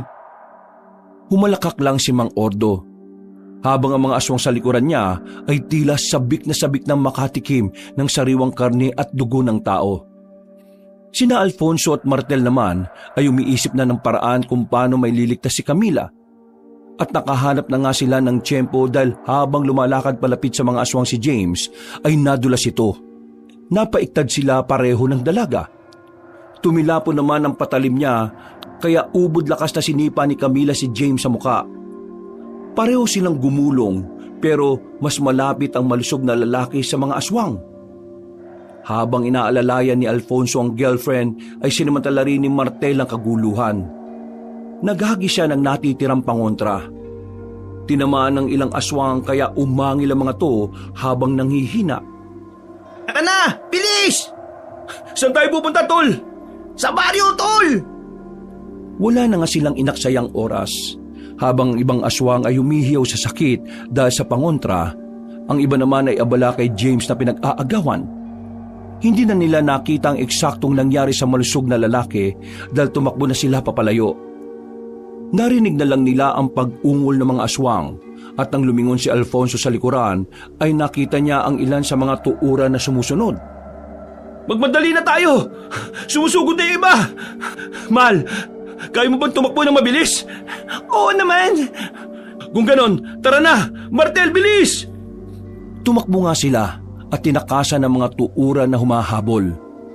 Nang malapit na silang sa baryo ay may sumulpot sa harap nila na dalawang batang luwad. Nasaan yung aswangman ng mga yon ay kapansin-pansin pa rin na bata sila kaya nag-aalangan si Alfonso at Camila na sakta ng dalawa. Anong ginagawa nyo? Mga bata, Tol eh! Hindi sila mga ordinaryong bata, mga aswang sila! Isinaboy nga ni Martel ang huling pangontra sa dalawang kalaban. At kitang-kita nila kung paano maglupasay ang mga batang aswang na parang bulating binudbura ng asin. Hanggang sa huminto ang mga yon at unti-unting magsaabo. Natutop na lang ni Camila ang bibig sa sobrang pagkagulat. Gusto niyang maiyak dahil bata pa rin ang tingin niya sa dalawang luwad. Pero wala na siyang nagawa. Dali na guys! Doon tayo sa bahay na yon. Nanggaling ako roon nung isang araw eh. May mga nakita kong pangontra. Palagay ko doon ang galing sina lolo at lola ko noon. Nakita ko may mga lumang bag doon sa isang sikretong silid na magagamit natin. May mga pangontra pa ako nakita ron. Wala na nga silang inaksayang oras. Tumakbo sila papunta sa tinuturong bahay ni Martel. Pero ang mga tuuran ay patuloy pa rin sa paghabol. Nang malapit na sila sa bahay ay tumilapo ng isang tuuran at nahagip sa paanan si Martel. Nadapa ang matipunong binata kaya natigilan din si Alfonso at Camila habang nakatitig sa kaibigan. Sige na, mauna na kayo! Hindi kita iiwan dito! Mamamatay tayong lahat dito kapag di pa kayo! Ha? Hindi na nakapagsalita si Martel dahil sinugod na ni Alfonso ang aswang na sumunggab. Nagpambuno sila at gamit ang buong lakas ay nabuwal ang tuuran. Inalalayang kagad ni Camila si Martel habang si Alfonso ay kumuha ng kahit na anong mapupukol sa aswang. Buong lakas niyang pinalo na matigas na bato ang tuuran at napuruhan ang ulo nito. Bumagsak yun sa lupa at nangisay-ngisay, at nang makita yun ng isa pang aswang ay nagalit yun. Kaya sumalakay yun. Doon na nga naisip ni Alfonso na gamitin ang kanyang baril na nirereserba niya sana. Sa pulsa noo ang aswang nung mandusay sa sahig na wala ng buhay. Pagtingin nila kay Martel ay nagulat sila dahil halos maputol na pala ang kaliwang paa ng best friend niya. Dahil sa pagsunggab kanina ng tuuran. Diyos ko po, yung paa mo, Martel, nakalaylay na. Iwanan niyo na ako. Makakasagabal lang ako sa inyo. Hindi pwede, uuwi tayo lahat ng buhay. Alfonso, tulungan mo nga ako rito. Umalali nga silang dalawa kay Martel hanggang sa makarating sila sa loob ng bahay. Tinungo nila ang sinasabing silid. Pansamantalang nagpahinga roon habang wala pa nga ang aswang. Binendahan kagad ni Camila ang nakalaylay na paa. Pero sakit na sakit pa rin si Martel. Namumutla pa rin siya dahil sa dami ng dugong nawala. Tol, ito ba yung bag na sinasabi mo? Ituro mo dito yung pangontra. Huwag ka muna matutulog makakauwi tayo. Tumingin ka lang sa amin Uy, Tol! Ayos lang ako. Sige na, kalkalin mo lang yung bag. May nakita ko dyan na mga pangontre. Camila, kunin mo tong lumang dokumento. Ikaw nang umawak niyan. Tol, bakit? Uy, mais ka nga! Mas okay na si Camila ang may hawak niyan. Alam nating lahat na siya ang pinakamaingat sa atin. Huwag kang mag-alala, ayos lang ako. Nanghihina lang ako dahil sa mga dugong na wala sa akin. Saka dito sa pakong nawakwak ng walang iyang aswang na yun. Huwag kang mag-alala, Tol. Hindi ka namin iiwan ni Camila. Kahit na anong mangyari. Binalikan ka nga namin dito Tapos aalis kaming wala ka. Isang malakas na ungol na ang nagpahinto sa kanilang pag-uusap. At mula sa silid na kinaroroonan, sumilip sina Alfonso at Camila sa bintana. Doon na nga tumambad sa kanilang paningin ang mga tuuran at luwad na nakakatipon na sa tapat ng tinataguan nilang bahay. Ano nang gagawin natin ngayon? Naglipanan na sila sa labas. Paano ba tayo makakaalis? Umiisip ako ng paraan. Makakalis tayong 3 rito, mahal. Paano? Mukhang makukorner na nila tayo sa bahay na mahal. Mamamatay na tayo. Huwag mong sabihin yan. Makakalis tayo rito, mahal. Di ba, Tol? May isa pang paraan, Tol Fonso. Hindi ko gagawin yung sinasabi mo. Tol, yun lang ang nakikita kong paraan. Camila, nasa lumang dokumento ni Lola ang instruction. Gawin nyo na, bago pa mahuli ang lahat. Natigilan na naman sila sa pag-uusap dahil isang tuuran ang sumira sa bintana at pumasok sa loob ng kinaroroonan nilang silid.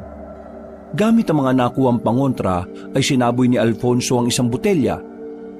Nang tumama ito sa mukha ng aswang ay nalusaw kagad ito at nagsaabo ng walang ano-ano. Nagulat silang lahat at nagkatinginan.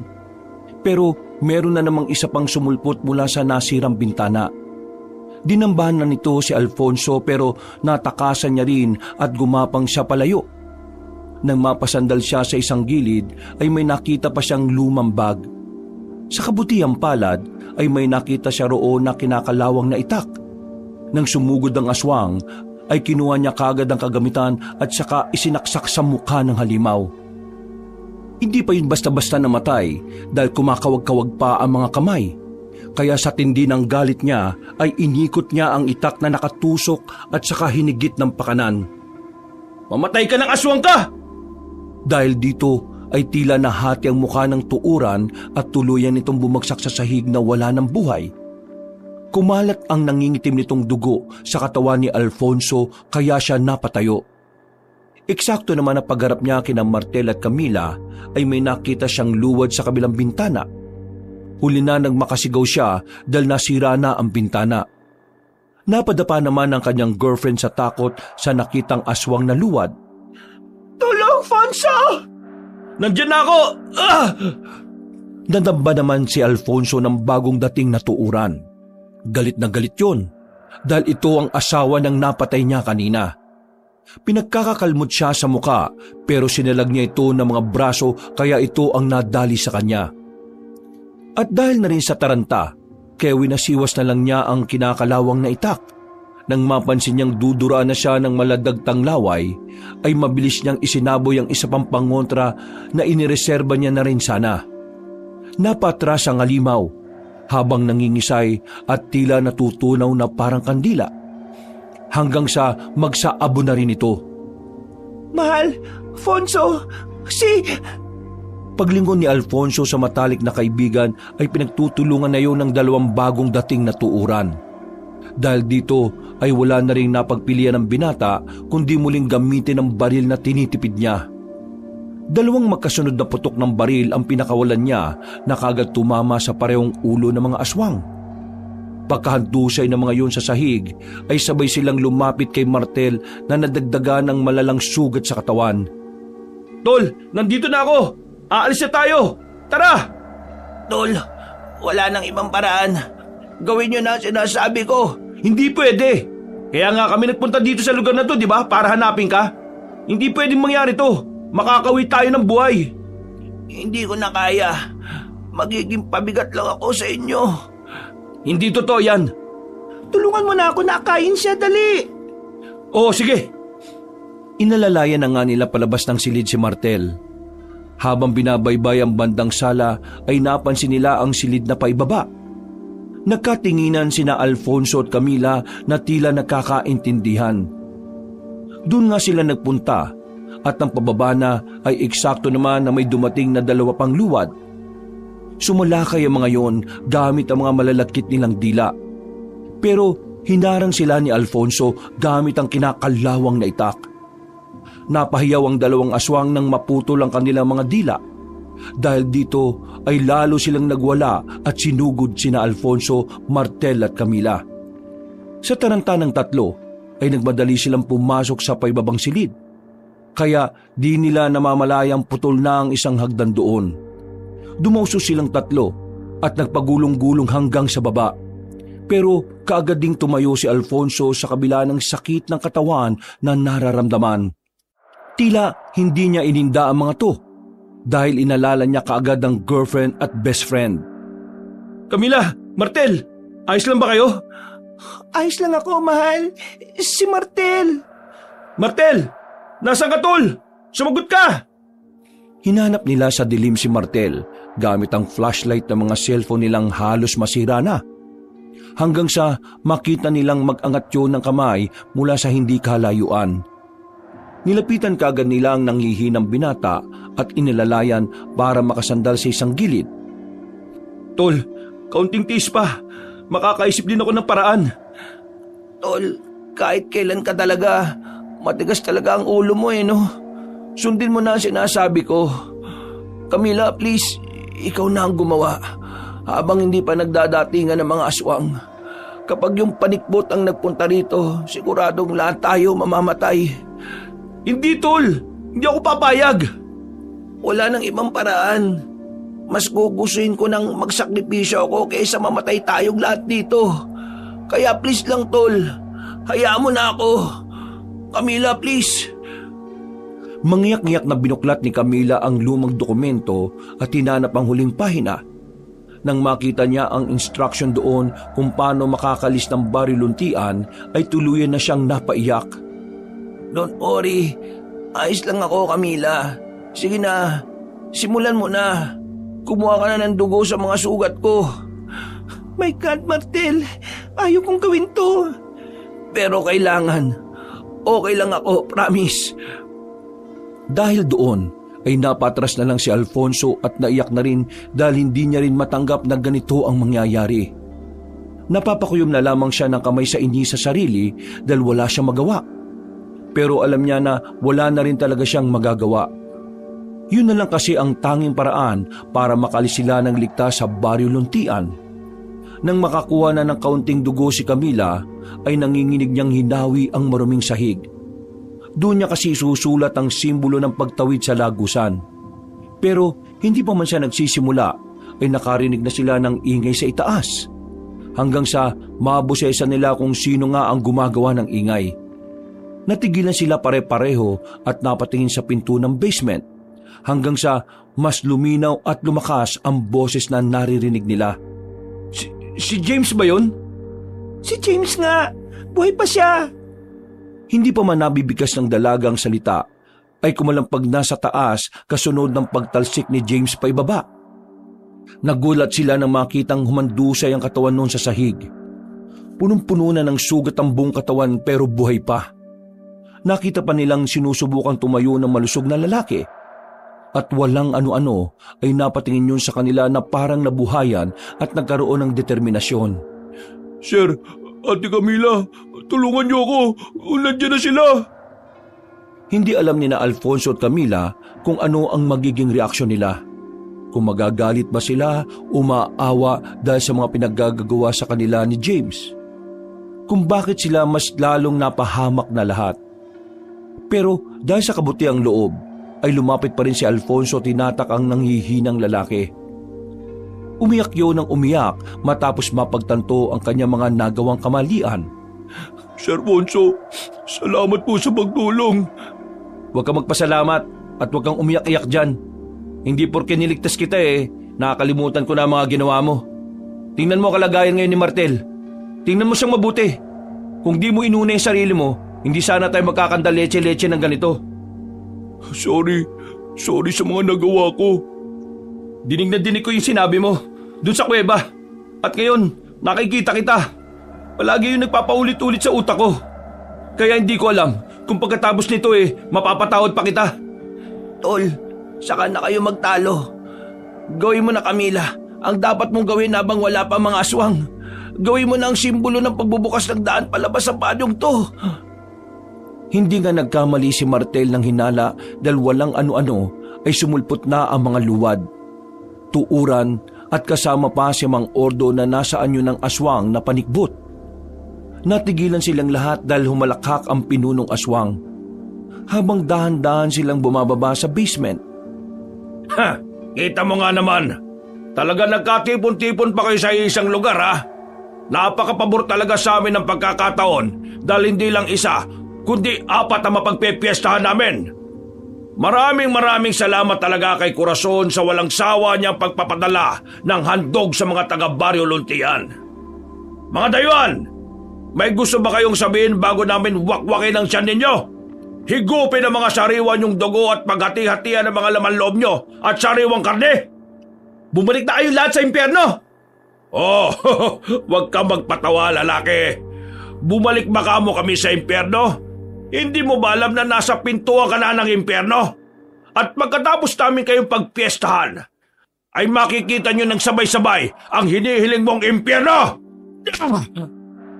Napatras si Mang Ordo matapos siyang sabuyan ni Alfonso ng natitirang pangontra.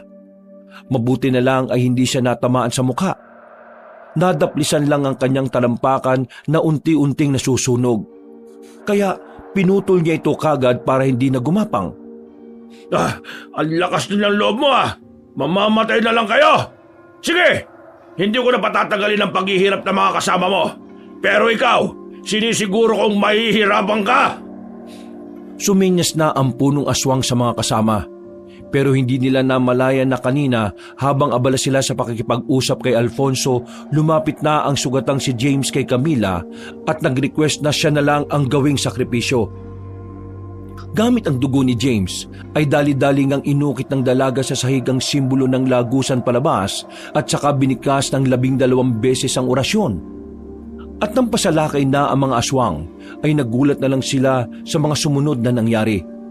May lagusang nagbukas sa gilid ng pader malapit kay Martel na hinang-hinana. Kahit si Alfonso ay nagulat at hindi inaasahan ang pangyayari. Mahal, Fonso, tara na sa lagusan! Ha? Sige! Dali-dali siyang tumakbo at binitbit si Martel at saka tumalon sa lagusan pabalik sa kapis. May mga aswang pang sumunod pero nang makalabas na sila roon ay bigla na lang silang natunaw. Nagulat ang magkasintahan matapos yung makita. Pagtingin nila sa lagusan ay nakita nila kung paanong unti-unting lamunin ng lupa ang katawan ni James na wala ng buhay. Napaangil din si Mang Ordo dahil alam niyang kapag tumawid sila ay mamamatay sila katulad ng nangyari sa 2 aswang na sumunod. Bakit hindi ka ngayon sumunod dito? Kung matapang ang aswang ka, lumabas ka dyan! Diyan sa Baryo Luntian at sumunod ka rito! Hindi pa tayo tapos! Sigurado akong ibabalik kayo ni Corazon dito sa Baryo Luntian. At kapag nangyari yon, sinisiguro ko sa iyo na pahihirapan kita ng gusto bago ka mamatay! Sa palagay mo, papayagan kong mangyari yon? Makukulong na kayo mga aswang sa sinumpang baryo na yan dahil hindi na ako papayag na makapambiktima pa ang manang Corazon na yon. Umangil ng umangil si Mang Ordo pati ang mga aswang hanggang sa unti-unti nang magsara ang lagusan. Nang tuluyan na itong mawala ay nakahinga na sila na maluwag. Pero hindi pa rin nagpakampante si Alfonso kaya naglakad siya palayo. Mahal, saan ka pupunta? Ikaw na munang bahala kay Martel. Dalhin mo siya sa bakasyon ng liblib at babalikan ko kayo ron. May kailangan lang akong tapusin. Pero, makinig ka na lang, Camila. Nang makita nga ng dalaga ang matinding galit sa mga mata ng kanyang boyfriend, ay hindi na siya umalma pa. Ginawa na lang niya ang gusto ng binata. Inalalayan niya si Martel hanggang sa makarating sila sa bakasyon ng liblib. Tinungo naman ni Alfonso ang barong-barong ni Manang Corazon. Magbubukang liwayway na ng mga abutan niya ang matandang babae na nagwawali sa bakuran. Tumigil yun nang makita siya. Kitang-kita sa mukha ng babaylan ang gulat dahil hindi niya inaasahan na makakabalik pa siya ng buhay. Hindi niya muna pinansin na matandang babae. Nagdire-diretso siya sa loob ng barong-barong habang yun ay nananatili sa labas hawak ang walis tingting. Maya-maya pa ay pinagbababasag niya ang mga kagamitan sa loob ng bahay. Wala siyang itinira sa mga yun. Siniguro niyang walang mapapakinabangan sa mga gamit ng babaylan. Pagkatapos ay lumabas siya at tinanap nga si Manang Corazon. Kitang-kita ang galit sa kanyang mga mata. Bakit mo sinira ang mga gamit ko? Tandaan mong mabuti itong sasabihin ko, tanda. Kapag inulit mo pa sa ibang taong ginawa mong ito sa amin, sinisiguro ko sa iyo na magsisisi ka dahil hahantingin kita kahit saan ka pa magtago. Tinatakot mo rin ba ang isang babayla na katulad ko? Hindi kita tinatakot. Binibigyan kita ng babala. Hindi mo kilala kung paano magbigay ng babala ang treasure hunter na katulad ko. Kaya kung hindi ka susunod sa mga sinasabi ko, magtago ka na ngayon pa lang. Dahil sa susunod, hindi lang yan ang mangyayari sa bahay mo. Baka pati ikaw, mabasag ko na rin ang ulo. Naintindihan mo? Hindi na hinintay ni Alfonso na makapagsalita ang matandang babae. Tinalikuran na niya ito at naglakad na palayo. Pero dahil sa insulto, nagalit yon at kinuha ang kahoy sa gilid. Binalak nga ni Manang Corazon na paluin sa ulo si Alfonso. Pero natunugan na siya. Kaya dali-dalim binunot ng binata ang baril at pinaputukan sa ulo ang matandang babaeng babaylan. Patay itong humandusay sa sahig pero pinagmasdan lang siya ng malamig ng binata. Pagkatapos ay sinunog na niya ang bahay ng babaylan kasama ito. At siniguro na wala nang mabibiktima pa kahit na kailan. Pagbalik niya sa bakasyon ng liblib, ay naabutan niya si Camila na nakaupo sa pintuan at umiiyak. Tumakbo siya palapit sa nobya at nang makita siya noon, ay mas lalong humagulgol. Wala na si Martel. Patay na siya, mahal. Iniwan na tayo ng best friend mo. Napayak na lang din si Alfonso. Dahil namatay nga ang matalik niyang kaibigan. Sobrang sakit para sa kanya dahil mahal na mahal niya si Martel na parang isang tunay na kapatid at kapamilya. Malaking parte ng buhay niya nakasakasama ang best friend kaya napahagulgol na rin siya. Dahil sa nangyari ay sinunog na nila ang lumang dokumento ni Lola Imelda upang masiguro na wala nang makakapunta sa nawawalang Baryo Luntian. Inuwi nila ang labi ni Martel sa Maynila at binigyan ng maayos na libing. At dahil sa insidenteng yon ay tumigil na rin sila sa pagiging treasure hunter. Gamit ang naipon nilang pera ay nagtayo sila ng maliit na tindahan na ginto. At nang makaipon pa ay saka naman sila nagpakasal. Siniguro nilang magiging magarbo ang pagdiriwang na yon. Nang magkaanak sila ng kambal, ay pinangalanan nila ang dalawang lalaki na Martel at James bilang pag-alaala sa mga kasama na namatay matapos nilang makaengkwentro ang mga aswang sa nawawalang baryo. Wakas. Sa dilim ng isang gabi sa Capiz, may kandilang umiilaw sa gitna ng abandonadong kapilya. Ang apoy nito'y hindi kumikilos kahit anong ihip ng hangin, para bang may sariling buhay. Sa tabi ng kandila, nakapatong ang lumang litrato ng isang baryo na matagal nang nabura sa mga mapa, isang baryong sinasabing nalunod sa lupa at kinuha ng mga nilalang na hindi tao. Ang katahimikan ng paligid ay biglang nabasag ng isang bulong, mahina ngunit malinaw, bumalik ka na naghihintay sila. Dito nagsisimula ang kwento ni Elias, isang binatang matagal nang pasan ang bigat ng kahapon. Anak siya ng isang babaeng namatay sa hindi maipaliwanag na paraan, sabi ng mga matatanda, niluray ng aswang. Dahil doon, lumaki siyang kinukutya, tinatawag na anak ng malas, at halos walang kaibigan. Nasanay na siyang umiwas sa tingin ng tao, sapagkat sa bawat sulyap ay may kasamang panghusga. Sa katahimikan ng kanyang mukha, nakatago ang sugat na hindi gumagaling at iyon ang alaala ng isang baryong siya lang ang naniniwalang hindi pa tuluyang naglalaho. Mayroon lamang siyang isang tunay na kasama, si Tomas, isang masayahing kababata na kabaligtaran ng kanyang pagkatao. Kung si Elias ay tahimik at palaging nakatungo, si Tomas naman ay palabiro at laging may dalang ngiti kahit sa gitna ng hirap. Elias, kung hindi dahil sa akin, baka matagal ka nang nalunod sa kalungkutan, biro nito minsan, sabay abot ng tinapay mula sa ina niyang mabait kay Elias. Sa bawat tawa ni Tomas, may sandaling gumagaan ang dibdib ni Elias, pero sa likod ng kanyang mga mata, nananatili ang anino ng nakaraan. Isang gabi, habang sila'y naglalakad pa uwi mula sa ilog, nakakita si Elias ng kakaibang bagay sa gilid ng daan, isang piraso ng lumang kandila na wala namang dapat na nandoon. Nakabalot ito sa lumang panyo at may bakas ng tuyong dugo. Pinulot niya yon at sa hindi malamang dahilan, inipit sa bulsa. Sa kanyang tingin, parang may mga matang nakamasid mula sa dilim ng kagubatan, ngunit nang lumingon siya, si Tomas lang ang naroon, nagtatapon ng bato sa hangin at kumakanta ng walang kwentang himig. Sa sumunod na mga araw, nagsimulang lumitaw ang mga kakaibang senyales. Sa bawat gabi, nananaginip si Elias ng baryong hindi niya kilala, ngunit pamilyar ang mga mukha. May mga bata roong tumatakbo, may matatandang nagdarasal, at sa gitna ng lahat, may babaeng hawak ang parehong kandilang napulot niya. Ngunit sa bawat pagtatapos ng panaginip, ang baryo'y nilalamon ng makapal na ulap at lahat ng tao'y naglalaho. Gumigising siyang basang-basa ng pawis, at ang kandilang tinago niya ay palaging may bahid ng bagong usok, kahit hindi niya naman sinindihan. Elias, namumutla ka na, sabi ni Tomas isang umaga habang sila'y naglalakad sa palengke.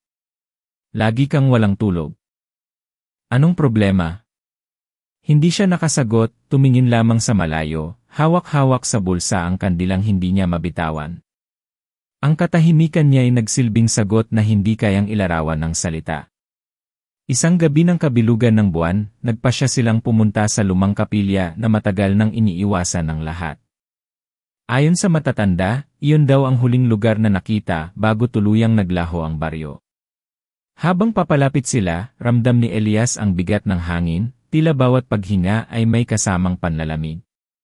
Si Tomas naman, pilit na pinapawi ang kaba sa pamamagitan ng biro, kung may multo dito, baka natutulog din sila.